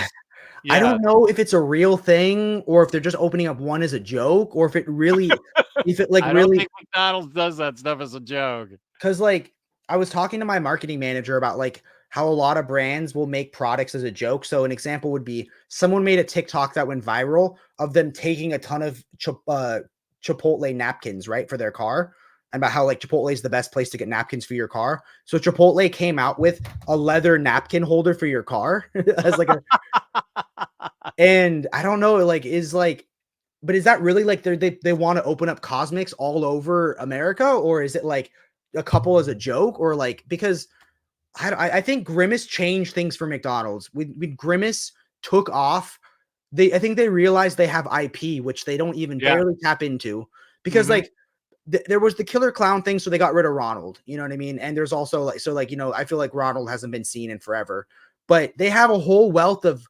characters that I don't really know about because it was before my time.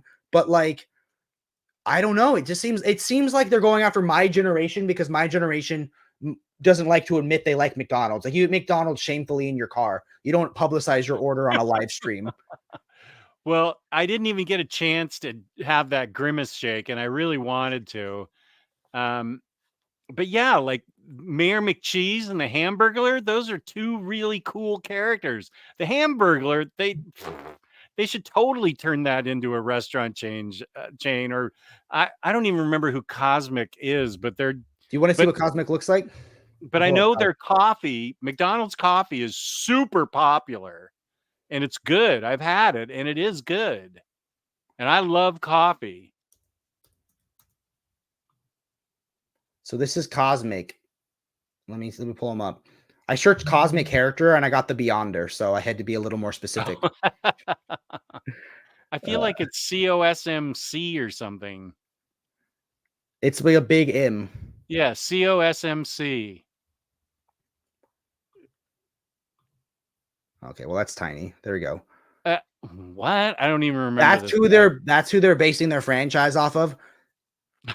I don't even recognize him. Why do I feel like we've reached the state that we've reached McDonald's fatigue where people are like, we're getting a Cosmic movie? Like, I don't want Cosmic's getting a Disney Plus miniseries. Like, McDonald's has to do something. I mean, that Grimace Shake got people in there. yeah. And so that was really smart. But I mean, they need to do more of that, like a Mayor McCheese burger and a Hamburglar shake or something. Who's that pirate? I There's a forget his McDonald's name. pirate. That's the Hamburglar there with Grimace. I know the Hamburglar. We had that when I was a kid. Who's that duck? Duck. Yeah, Birdie. Who's Birdie? I don't remember Birdie. Why do I feel like I'm gonna eat McNuggets at a McDonald's and I look up and Birdie goes like Birdie's gonna be staring at me like I'm eating her? Is that where the McNugget comes from, Birdie? Birdie looks frightening. See, these were the ones. Okay, this looks like my generation. Oh, where did it go? Whatever that picture I just clicked on was like my generation of. Yeah, right here. This was like my generation. These are what I remember them looking like. Birdie and the Hamburglar. Okay, I remember. I don't really know Birdie that well, but I knew this Grimace. I knew this Hamburglar, and I knew Ronald. Yeah. But yeah, why do I need a really intense Tom King miniseries for Hamburglar or for Grimace? Just like a deep introspection of Tom King, like done by Mitch doing the art in this super realistic style, and it's just like Hamburglar stares out a window and it's raining. Grimace is all excited because people like his shake and give him some decent self. But then he finds out they liked it for the wrong reason. They were laughing at Grimace, not with Grimace. And then there was, I don't even know. I don't remember watching him, but there were McDonald's even promoted him. I can't remember what TikTok did with him, but there was a TikTok thing during the summer when those Grimace shakes came out. And I think it was like the Grimace shake attacked them or something. So what it was they were acting like they drank the Grimace shake and then they had like a seizure or something. Like they were like shaking from the Grimace shake or something like that. And it became like a huge trend That Oh, and like McDonald's glommed onto that and said, "Okay, good." And they started putting out ones of their own, and they were all about those ones. okay, this is a good question that they want to know. How many volumes do you think Tom King Batman Omnibus would be? I would say it has to, if I decide, I want it to include Batman Catwoman. Oh, Like the mini series that he tied up his run with. yeah. You don't want that in the Omni, or you do? No, I just hadn't thought about it. Yeah, That wasn't very long, but that's an extra 12 issues. that is. Um, and then I don't want them to cheap out. I want them to include, because Batman crossed over with Flash on 2 occasions, one of them being the Button, which was the Doomsday Clock one, and then one of them being the Price, which was the spinoff of Heroes in Crisis. I didn't like Heroes in Crisis. I still would like the 2 issues of Flash and the 2 issues of Flash to have the full, because they were, I just don't like that when you're reading a book and you're like, there's 2 issues and then they don't have the other 2 issues for it. And then it's just like, why did I even read that? So I would like it Yeah. to include that and that.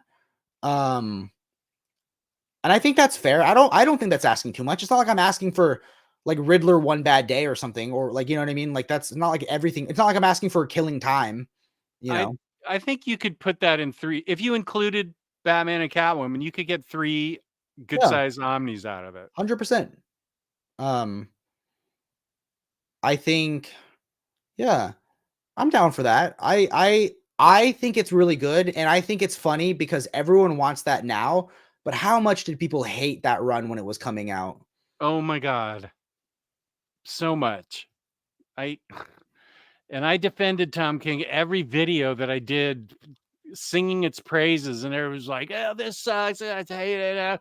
And now people are paying $300 a book for it on eBay. So some books, I guess, are better appreciated after they sit for a while and percolate, maybe, and all the hatred drains out. But I loved all of it, and I thought it was well done. I remember, I think Taylor and I did a synopsis of what we thought of Volume 6 when it came out, and if I remember correctly, I loved it and thought it was well done, and I think he was fine with it too because he bought it.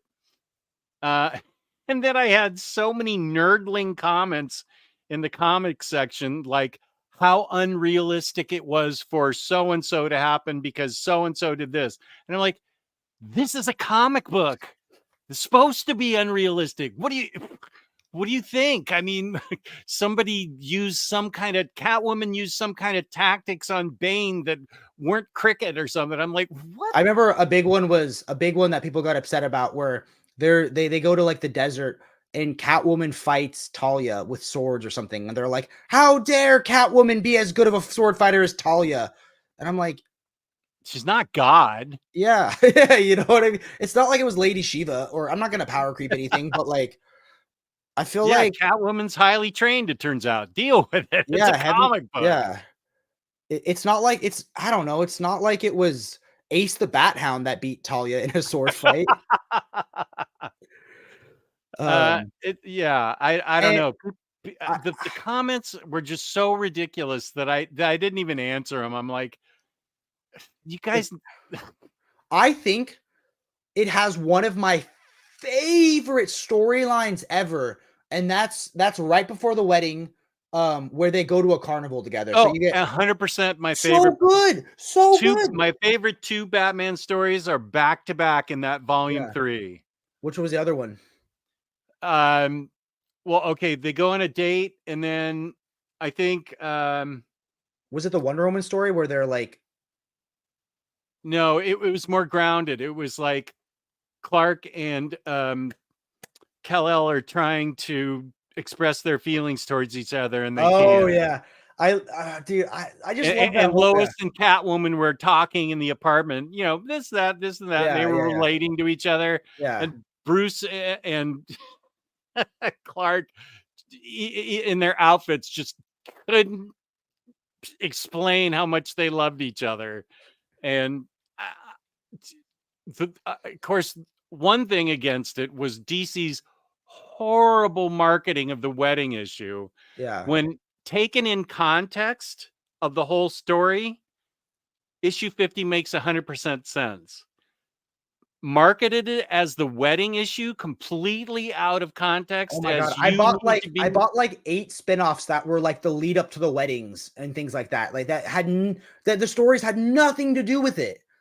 Like The wedding should have never been promoted as the yeah. wedding, because we knew what was going to happen. Well, I mean, what happened ended up happening, and in the larger context of the story, it makes 100%, of course. But just sending that out, and then people were disappointed. DC did a major Which mistake marketing isn't that, and fair that's to when he them. had to get bodyguards. Yeah. People were so upset he had to get bodyguards. That is And ridiculous. the other thing too, which wasn't his fault, was the original. Did you ever hear what the original plan for Nightwing was after Tom King's decision? Tom King's decision. So the thing that happens to Nightwing in the book that really wrecks Bruce, Nightwing gets an injury. So and he becomes Nightwing gets injured by KG Beast. He gets, and originally they were going to do this cool short series where Nightwing gets vertigo and can't be Nightwing for a little bit until he recovers, and Tim Drake was supposed to step up and be Nightwing, and that would have been cool. Or what they did would have been cool if what they did was short. So what they did is he gets amnesia and becomes a new person called Rick Grayson, which is the most worst thing I've ever read. And they did that for like 2 years, up until Tom Taylor took it over. Like Yeah. I couldn't read my favorite character for like 2 years, and that's that's not Tom King's fault. Tom King didn't write No. Rick Grayson. You know what I mean? No, Like, and I as a long time reader of Batman, where they, took him from goofy grasshopper gang stealing the Batmobile and stuff to making him dark with Ra's al Ghul's introduction, and everything else, starting with Batman Dark Knight Returns. He's always been the hardcore solo guy, and has love affairs here and there, whatever. It wouldn't have killed anybody if we had 4 or 5 stories of they're actually getting married, yeah. and see what Bruce Wayne was like trying to relax on a beach on the honeymoon, and what Selina would be like if they were trying to relax. Could they Oh my really god, right? Yeah, because Selena would have to pickpocket someone on the beach, just, and then Bruce would have to find some way to get the wallet back to the person. You know what I mean? Like they can't turn it off. Like hey, you said you wouldn't be working, as he's on his laptop and he's like looking for some international arms dealer or something. She's like, we said no work. You know. I would have loved to have just seen Bruce on a beach with a Ah. umbrella drink and Selina there. Oh, ka-chow, hey. Speaking of honeymoon on the beach, there she is. my better half. Ka-chow. I still think it would have been interesting just to see Batman relax for an issue. That's not that's not a lot to ask. Okay, he's driven dark. He's got these death secrets of his parents. Okay, I get it. But could Selina relieve that burden a little bit without taking it away from him? Yeah. Psychologically, I think that would have been an interesting story. I still think it'd be an interesting story of just trying to see what happens if Batman. I mean, we got a glimpse of it when they went to the state fair, the county fair. Yeah. And that was fun. I'm sorry. I loved Batman being like, I could hit a home run off you. And Clark's like, I'd throw it so fast, like the bat would shatter. You know what I mean? Like they just them, and then them being like boys, you know. And then the girls switch costumes. Yeah. That was perfect. That was him actually relaxing and just they were being themselves. Just their guard was down a little bit. I just want to, and I could have used some more issues of that. Let's just experiment. Fuck, these are comic books.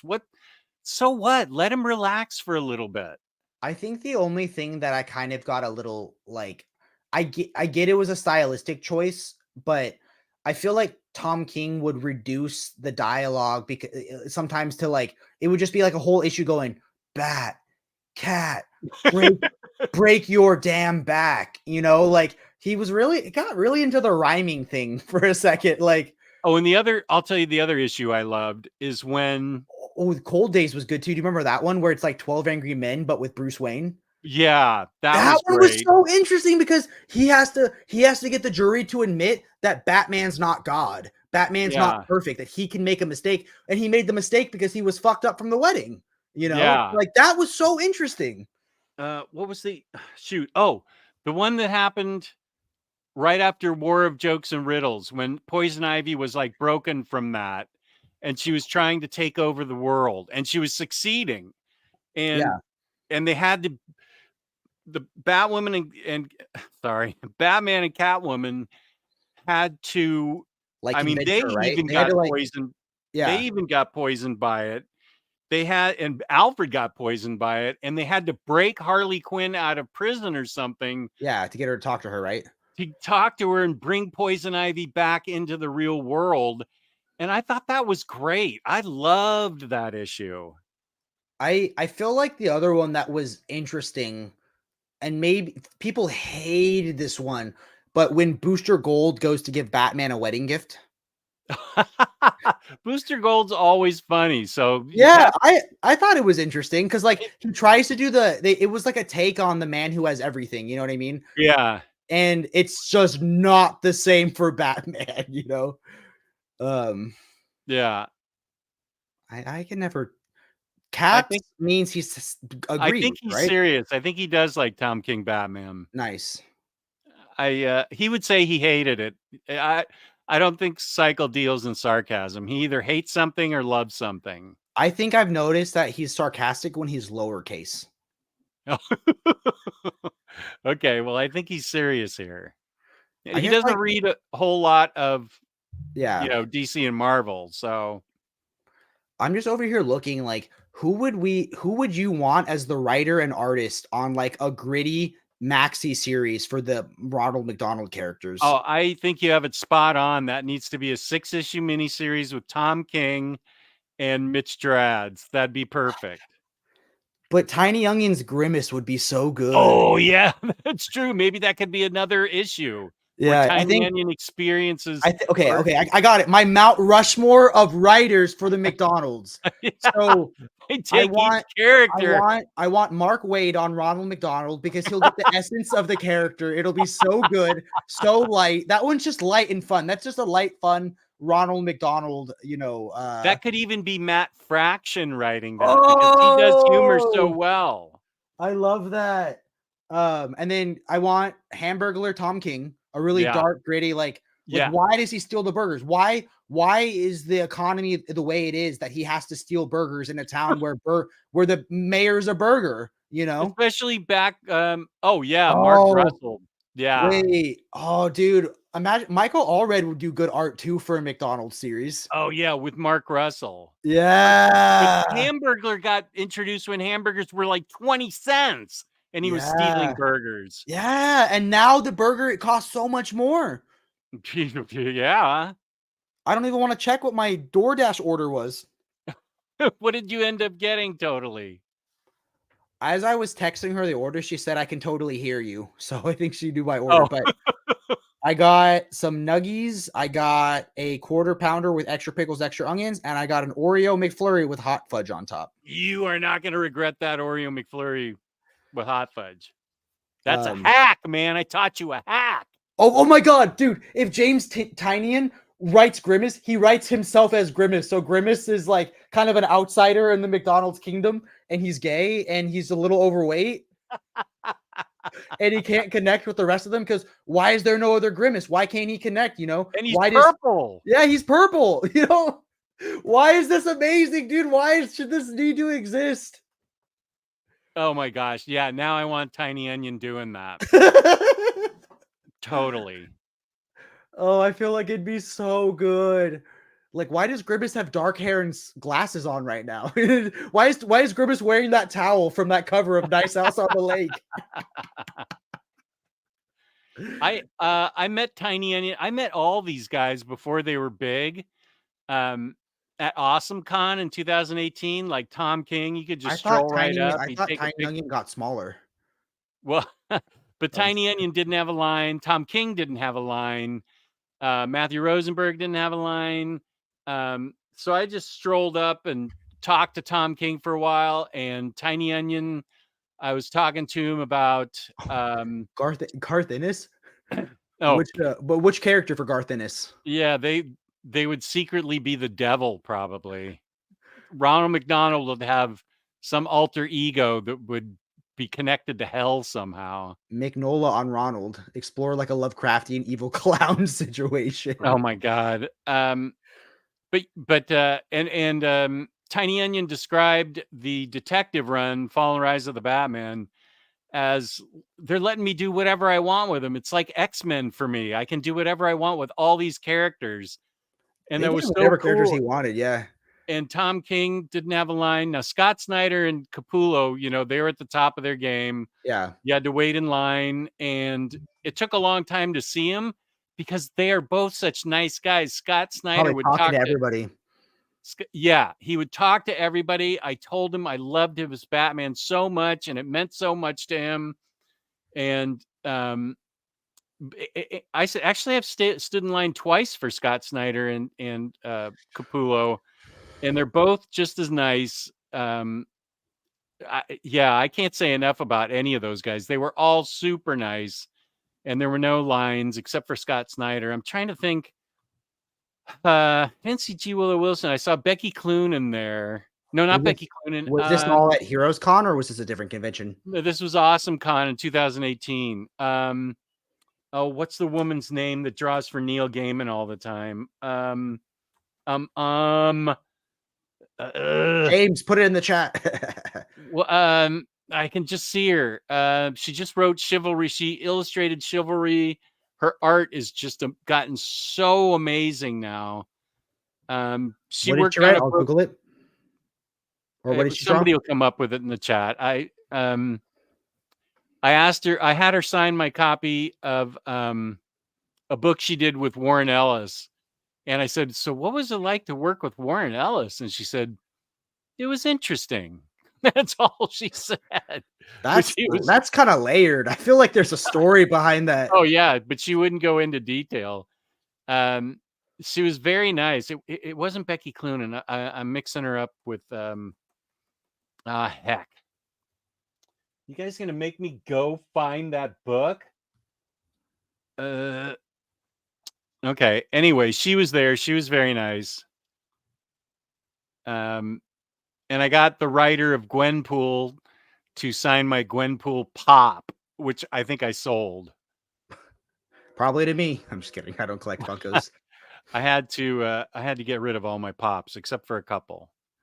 I've kept like the classic DC ones. Like I have Robert Pattinson Batman, animated series Joker, classic Superman, animated series Robin, and animated series Batman. Not Jill Thompson. You're close. Keep going. It wasn't Jill Thompson. She just look up Chivalry. She was the illustrator in Chivalry, and Chivalry's artwork was so good. Just look up here. Okay. It is Neil Gaiman Chivalry. Why is it not telling me the artist? Colleen Doran. Colleen Doran, exactly. Thank you. Never mind, Siri. Yeah, she was a sweetheart. Wait, how did we get here? Do we want her to do the art for a Ronald McDonald character, and if so, which one? Or was this a side story? Yeah. What? Maybe go deeper and have her do like Mayor McCheese. Yeah. what he's mayor of, and have Neil Gaiman write it. How did we not put Neil Gaiman on our Mount Rushmore? What I think it's because I don't even I forget. I think of him more. I don't even read prose, but I consider him like an author. And I forget that. I don't know. I'm making excuses. Neil Gaiman should be on there. I mean, how many editions of Sandman do I own? Yeah. So yeah, Neil Gaiman and Colleen Doran on Mayor McCheese. Like, what? Who's this? Who's this old guy? That's me. No, I'm not. This guy. I don't know who the pirate is. Grant Morrison should write the pirate, right? I just feel I feel like Grant Morrison. Yeah, okay, yeah, pirate. Because nobody knows who it is. Yeah. But Mayor McCheese definitely should. And look And how what are those little things? Those little string things? Is that like string thing. Oh, I don't know. They're all around that Hobbit guy. Neil I don't Gaiman should remember write the him. Hobbit guy, right? I feel like that's who Neil Gaiman needs to write. Yeah, but I'd like him to go in depth on Mayor McCheese and what's going on in the kingdom he rules, and Yeah. Colleen Durand could Yeah. illustrate it, and the troubles he finds in McDonald Town that he has to, his official duties as mayor of McCheeseville. The Oh, Fry they're the Fry Guys. guys. But who's the guy that's like controls the Fry Guys? Is he like Captain Fry? Okay, my question is Mayor McCheese and this Burger Cop, are they related? Like, this Burger Cop looks like he's got more meat in his bun. So is that like a good thing in their world? I don't know. Also, Cycle said there's a McDonald's boycott. What's that about? Is that because I'm not boycott. You tell me to boycott McDonald's, I'm going there every day. Yeah, are we boycotting it because you couldn't finish your chicken nuggets? It's always Cycle Cleveland. What classic McDonald's character quiz are you? Okay. I just want to see who the other characters are. Which McDonald Land character are you? Into your name. This is awesome. Omnidog. Start quiz. Okay. This won't affect your score. I'm just curious. Which character do you identify as? Oh, it's the professor. Mac tonight looks cool. I do remember him. Who's the pirate? The pirate is Captain Crook. Captain Crook. And are those the Fry guys? They're the goblins, Fry Guys, Fry Kids. Officer Big Mac, Hamburglar, Birdie, Grimace. Which character you're clearly either the professor or Mac tonight, right? I'll be Mac tonight. I remember him. Okay, choose a color. Red, orange, yellow, green, pink, okay? Because of your hair, got it. And then you have a day completely to yourself. Draw or color, listen to or play music. It might be that one, cook or bake, read. Does read count as comics or surf the internet? Maybe you're that one. Talk to friends. Yeah. Ooh, play with your pets, but I don't have. Oh, take a nap. That's you, right? There we go. I'm an Olympic champion at that. Guys, in the chats below, say what character you think that Omnidog is going to be in the quiz. So a friend asked, how do you spell? Heck no is going to be your answer. Mine's like goodbye. I tell them straight up that I might not be up to it. That's you, bro. I tell them straight up I might not be up to why I can't, but I will. No, I straight up tell them no. Tell them straight up, yeah. Not into it. Which of these did you love most as a kid? PBS Kids, Nickelodeon, Cartoon Network, Disney Channel. I didn't watch these. I didn't. Well, I didn't have those when I was a kid. Yeah. Which of these you have a choice to get a new pet? Dog. Okay.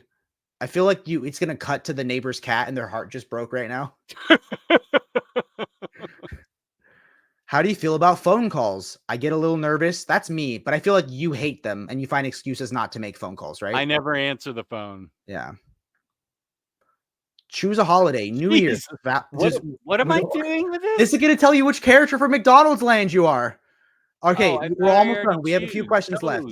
No, that doesn't affect your results. We got 3 questions left. Which holiday do you like? New Year's, Valentine's Day, Easter, Patrick's Day, Independence Day, Thanksgiving, Halloween, Thanksgiving, Hanukkah, or Christmas? I used to really love July 4th, but I'll pick Christmas. July 4th in Washington was amazing, man. Oh, yeah. I'm glad you got to experience it. I just wish there had been better weather. We're almost done. Pick a popular song. Dancing Queen, My Girl, Jump, Rock With You, Come Sail Away, Rebel Yell, Everybody Wants to Rule the World, Rich Girl, Dreams, In the Air Tonight, or Africa? Jump, Van Halen. And then almost done. Choose a food for McDonald's. The Happy Meal. You want the milkshake, right? Yeah, milkshake. Okay, almost done. Pick a popular candy. Nerds, Smarties, Hershey, anything dark, Jollies, Snickers, Sweethearts, or candy corn, or anything with marshmallow or cream. That one. Candy corn should not even be on there. That's not a popular candy. You want marshmallows or cream? Yeah. Okay. Last 2. What kind of student were you? Quiet and focused, disruptive and silly, diligent and ready to participate? Disruptive and silly. Last question. Pick an aesthetic. Realistic, urban, cyberpunk, rural. I can't say that word. Rural or cottagecore. That is such a TikTok word. Cottagecore is like what Stardew Valley is. Cottagecore is the essence of Stardew Valley. Goth, space, pastel, scene, or clean. I don't even know what clean core is. Clean core? Where? I guess I'm cyberpunk because it has the word cyber in it. I mean And punk. punk, yeah. Punk, yeah. Let's go ahead. Let's see who you are. You're Sunday! I've never heard of Sunday. You're a realist. Your wit can get you and your friends through anything. You're quick to come up with responses, and you're oftentimes sarcastic. You probably love TV and movies. That's actually spot That's on. super accurate, bro. It's way accurate. Wow. Where'd you find that?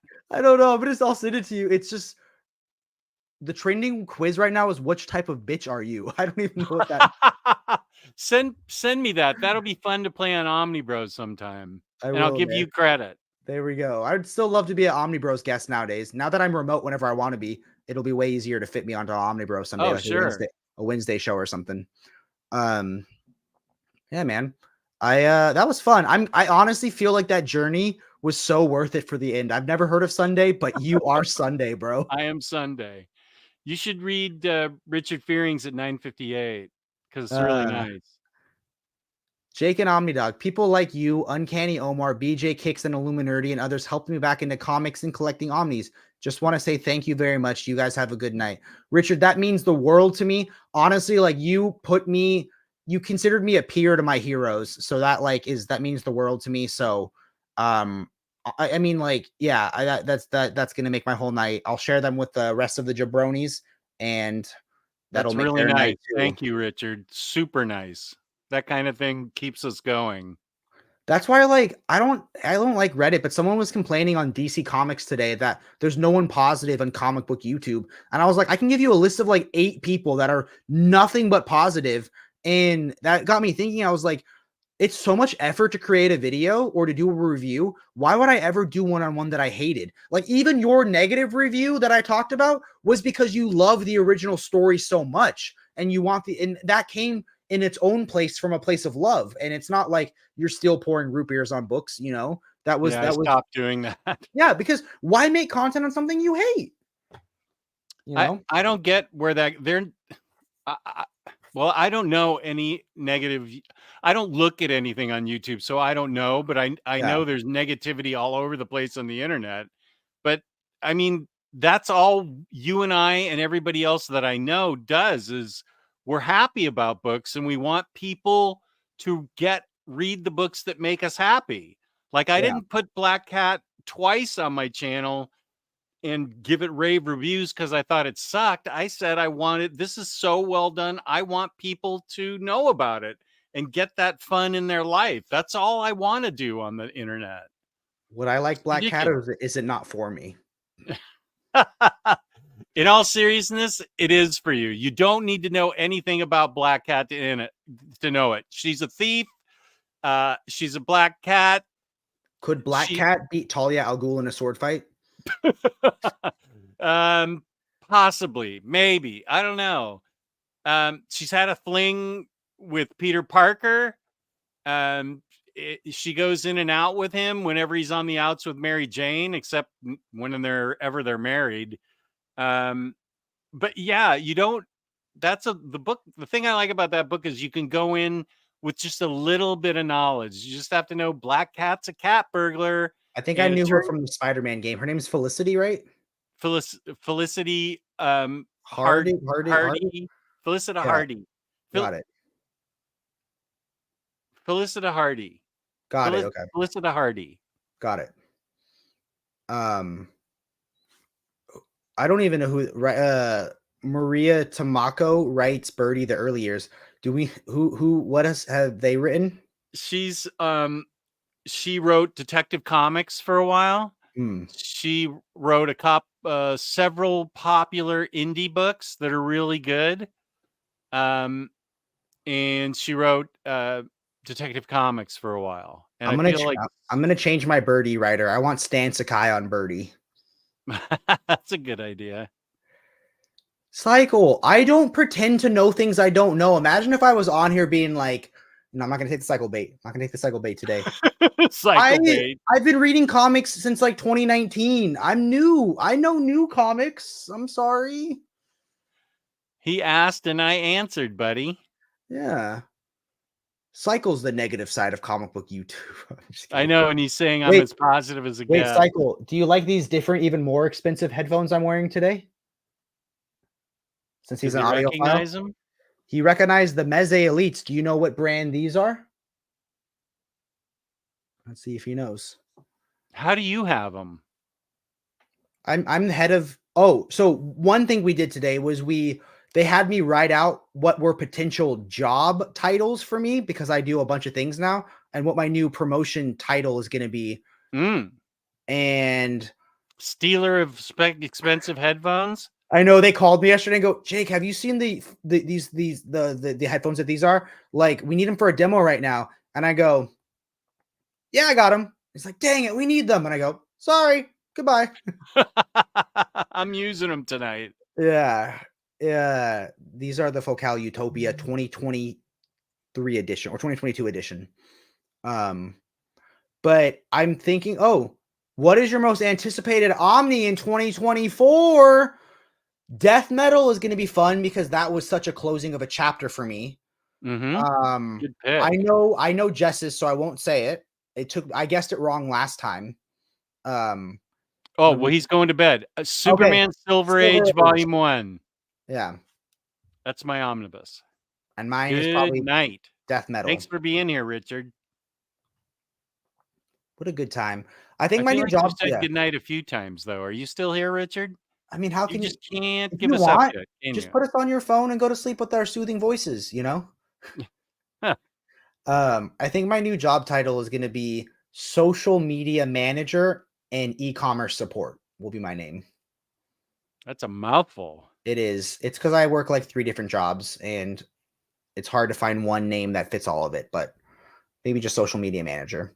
Basically, my job now will be just to make like Instagrams and TikToks and photos and things like that. Like they'll give me like, hey, next week we need these things covered on the Instagram and the LinkedIn and the TikTok. And I go, got it. I don't even have to post the stuff anymore. I just have to make the content.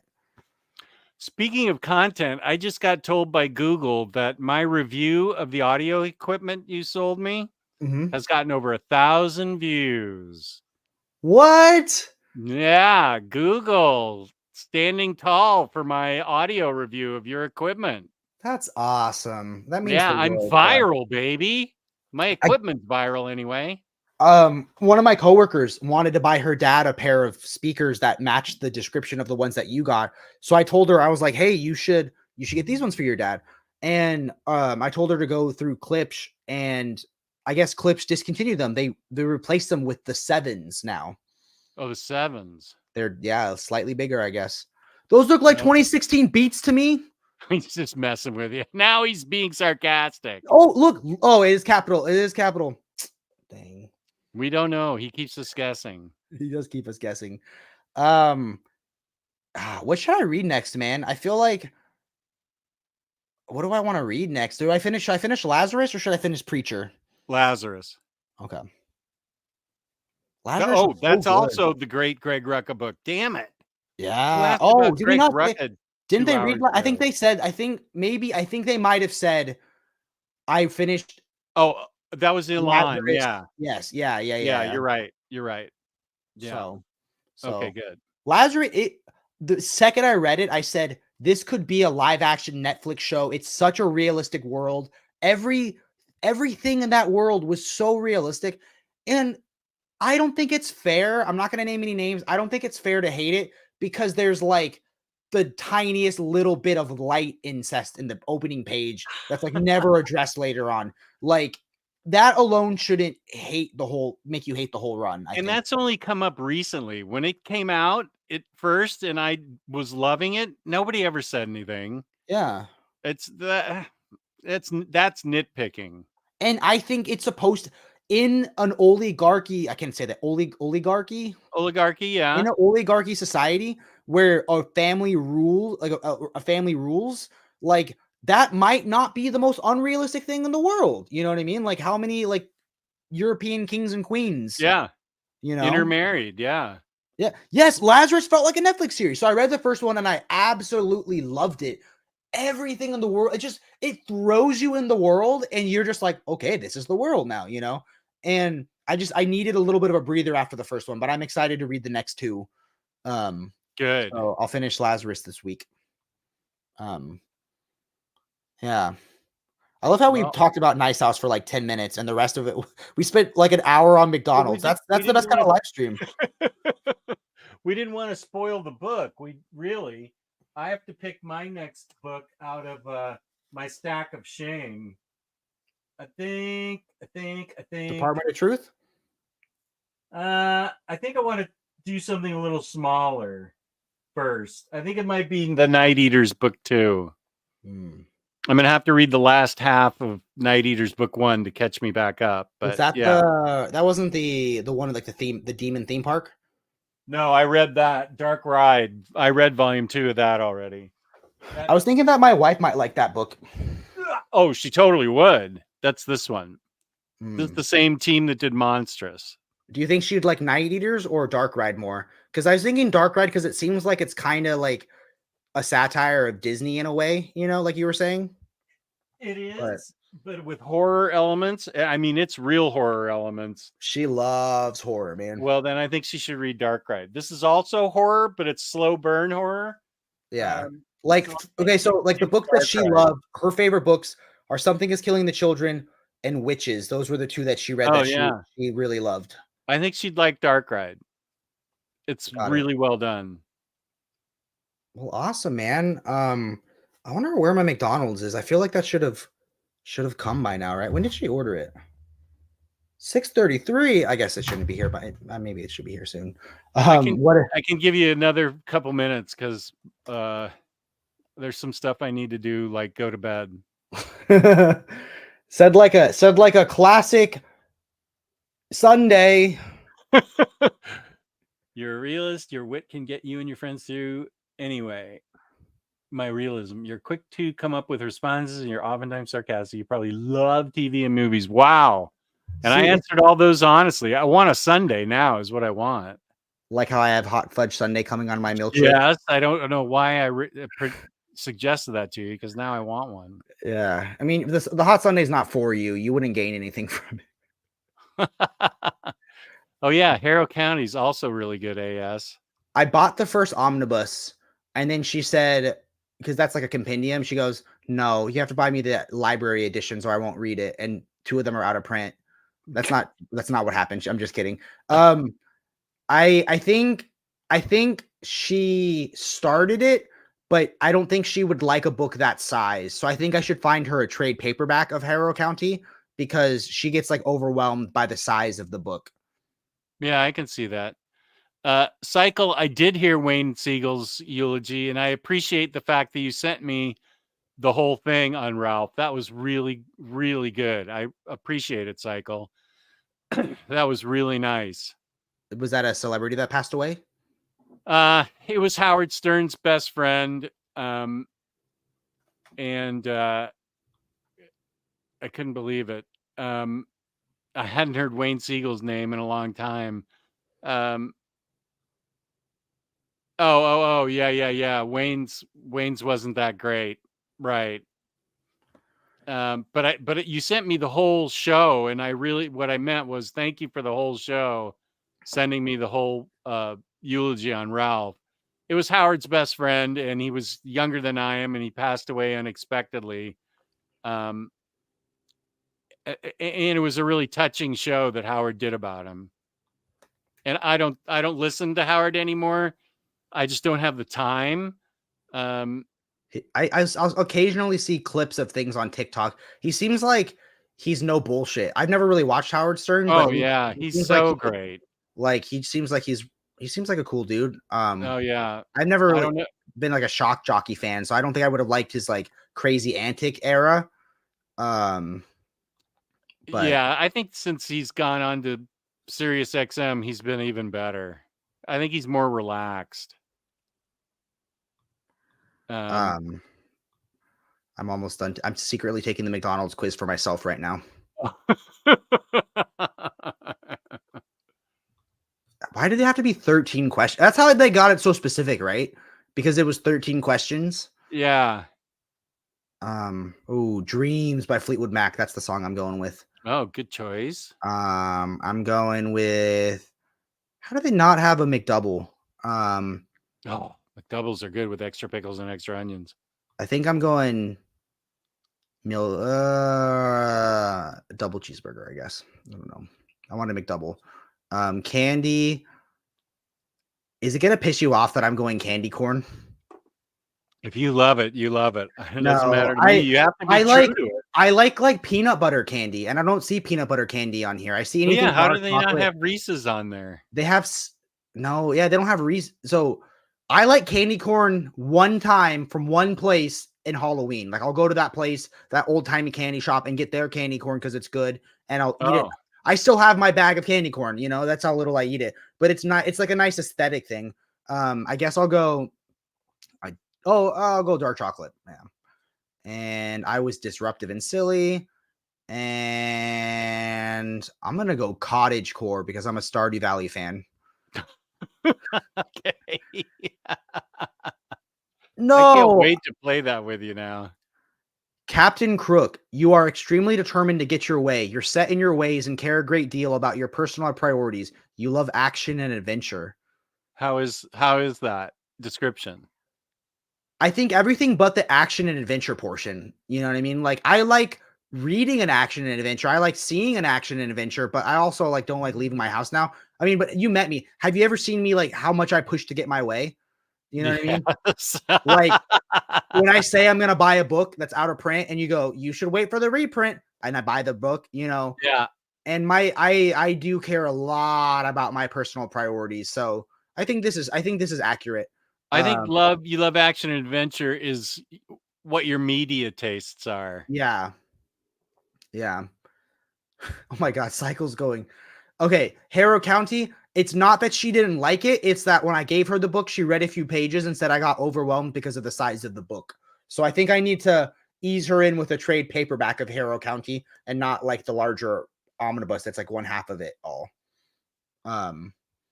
But yeah. Well, dude, this was a lot of fun, man. I know you got to go to sleep, so I will send you in a text the McDonald's quiz. Okay. I'm excited. I'm excited to see who everybody else is. Who do you think? Give me one of them and who you think they're going to be. Oh, I don't know. I'd have to see more of it. There's so many variables in it. I don't know. Let me see. Open image and new tab.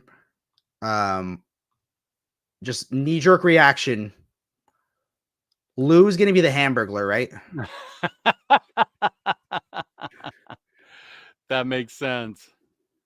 Do you think Gabe's Ronald? I don't know who Gabe would be. I don't even know how Gabe would answer any of those questions. I know him like the least. He's gonna Even say, though I well, met he's him gonna in say, oh, person. you know, I actually used to hang out with Ronald McDonald and Mayor McCheese back at the shop. They'd come in, you know, it'd be like a low-key thing. And, you know, I got all my stuff signed, you know, but like, it was no big deal. It was just Mayor McCheese coming into my shop, you know. That's my Gabe impression. Was that good? Cycle, you got to get real. Inflation hits everywhere. Everything's expensive. Dude, meat is expensive. California is changing the minimum wage for fast food workers to 24 an hour. Again, I'm not going to get political on here, but it might raise prices. So I, you know, it is what it is. That was the most shocking. I saw a video of when it was like a news report when Burger King first started accepting credit cards, and everyone thought it was silly. They're like, you can't afford a cheeseburger. And it was like, but it was the prices that were shocking to me. Like someone like bought food for their whole family and it was like $8, and it was wild to me. I mean, McDonald's doesn't have a single $1 item on their $1 menu. At least it's okay. There's worse places. I went to Carl's Jr. and they asked for my credit score. You need a FICO. Just don't go, Cycle. Yeah. Don't tell me where I can and can't go. No. You should know me by now. I don't want to be told what I can read, what I can watch, where I can eat. Wait, are we sure? I'm going to McDonald's tomorrow. Are we sure you're not Captain Crook? You're extremely determined to get your way. You're set in your ways and care a great deal about your personal priority. Yeah, don't tell me what to do, buddy. He's baiting you. Don't fall for it. Don't tell me what I can and can't tell you to do. I feel I'm going to discussions. Please don't continue this discussion in Discord, Cycle. It's extremely disruptive. and it hurts my feelings because I love McDonald's, even though I Honest, haven't been there in like 10 years.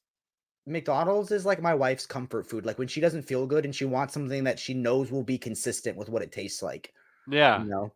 And yeah, for a wife that has a sensitive tummy and likes specific foods, it's nice to know that there's a consistent place for her, you know. yeah, Um, yeah. But on that note, we're pro McDonald's here. yeah. I mean, Pro I don't go where you want, read what you want, watch what you want, leave me alone. and see the Marvels and get a $20 milkshake. Absolutely, and I so would have gotten that milkshake had it been offered to me. Wait, that's my last question before you go. I want to ask what milkshake you would have chosen.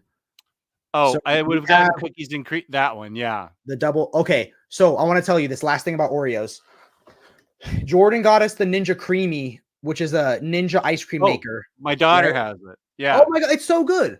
yeah. So what we made today, and I don't know if there's any left because I gave it to my niece after the incident with the cat, but what we do is we buy Fairlife protein milk. So there's these pre-made protein shakes of milk that are dairy free. They're about 300 calories and about 30 grams of protein. We pour that into a cup and we mix a little bit of sugar-free Jello pudding mix, and My that daughter binds. does the same thing so far. It's amazing. We freeze it overnight and then we'll add in our mix-ins. This time, the one that they tried today, we found Oreo Jello pudding mix, and we yeah. So I'm excited to see how that went. My favorite is I'll do the Fairlife vanilla. I'll do banana cream pudding mix, sugar free. I'll put Ooh, up some diced bananas inside of it, and yeah. then I'll freeze it. And then when I do, I do 2 or 3 cycles on it. And then you throw in the mix in. I throw in vanilla wafers, and it is a banana cream pudding ice cream that is amazing, and it's like barely any calories, and it's dairy free. The And it's Ninja packed Creamy with protein. packed with the Ninja Creamy is one of I asked my wife for it because I saw a bunch of TikToks on it, and she goes, "That's gonna be something we use once and then never use again." She uses it every night, or I make it for her, and in which case she still indulges in the ice cream. I And think, we have never been losing we're losing weight because it's our sweet treat. We share a pint, so it's like 150, 200 calories each, and yeah, it's worth it. maybe I should change what I want for Christmas. I'll think about it. Yeah. So you would have chosen double decker shake Oreo? Yeah, yeah, I totally would have had that. That's great, man. Um, well, on that note, I'm glad that have you ever tried the ice cream from your daughter, or Oh yeah, she brings it over all the time. it's good. Oh my god, wait. Did she buy it after she paid a beggar's ransom from that horribly expensive ice cream? She said there has to be a better way. The Ginny's ice cream or whatever it was, like the $20 a pint. That was early in the year. Now she's on a weight loss kick. She's got a goal. She knew she had to lose weight, so that's her sweet treat, like with Okay. you. Okay, this is how we'll do it. How much was that pint of ice cream? The Jenny's Yeah. mail order was like $12 a pint. $12. Okay. So we'll say it's about 250. We'll say it's 250 for the ice cream machine, right? So you take It's that 250. $250? Well, Oh we can boy. see if Jordan still has his Best Buy discount. We'll take care of you, man. 250 divided by 12. You only have to use it 20 times before you're making money on the ice cream machine. Otherwise, you're paying Big Jenny $12 a pint for non-dairy free. It's got dairy in it. It's got no protein, and it doesn't help you lose weight. So now It you'll be losing weight and saving money. You'll be making money. It's a business expense. You can write the taxes off. You're opening up Omni Dog's ice cream. Look, she's laughing. Dude, tell me in the chat right now. Tell me that it's not a good idea, that he would save money, have more money to spend on Omnis and around the house. You'll lose weight. You'll feel good. I honestly think it's the cornerstone of his goal math. Sounds too angry right now. girl math sounds way too angry. He's just excited. I'm passionate. It's a Yeah, good he's a deal. passionate guy. It's a good deal. I'm like that character in Wolf of Wall Street. I've never heard a deal this good. You know, she'll tell you right now, it's made our marriage better. It's made our health better, our fitness better. And Wow. we get it. And every night we get to share a pint of ice cream together. And it's Fricky like frick. you can't ask for anything better than that. And we're not spending $12. That's why I can afford all these Omnis. I'm not paying Jenny $12 a pint. Jess understands you. Does that mean I you? do. Yeah, both Jesses understand me. Yeah. So that's it. I feel like I'll let you go to sleep now. Okay, Joey, a bunch of books that I bought for myself and gave to my wife to give to me for Christmas. Very boring. I'm falling for the mistake. Me and my wife decided we would renew our Disney passes, which was a very large expense.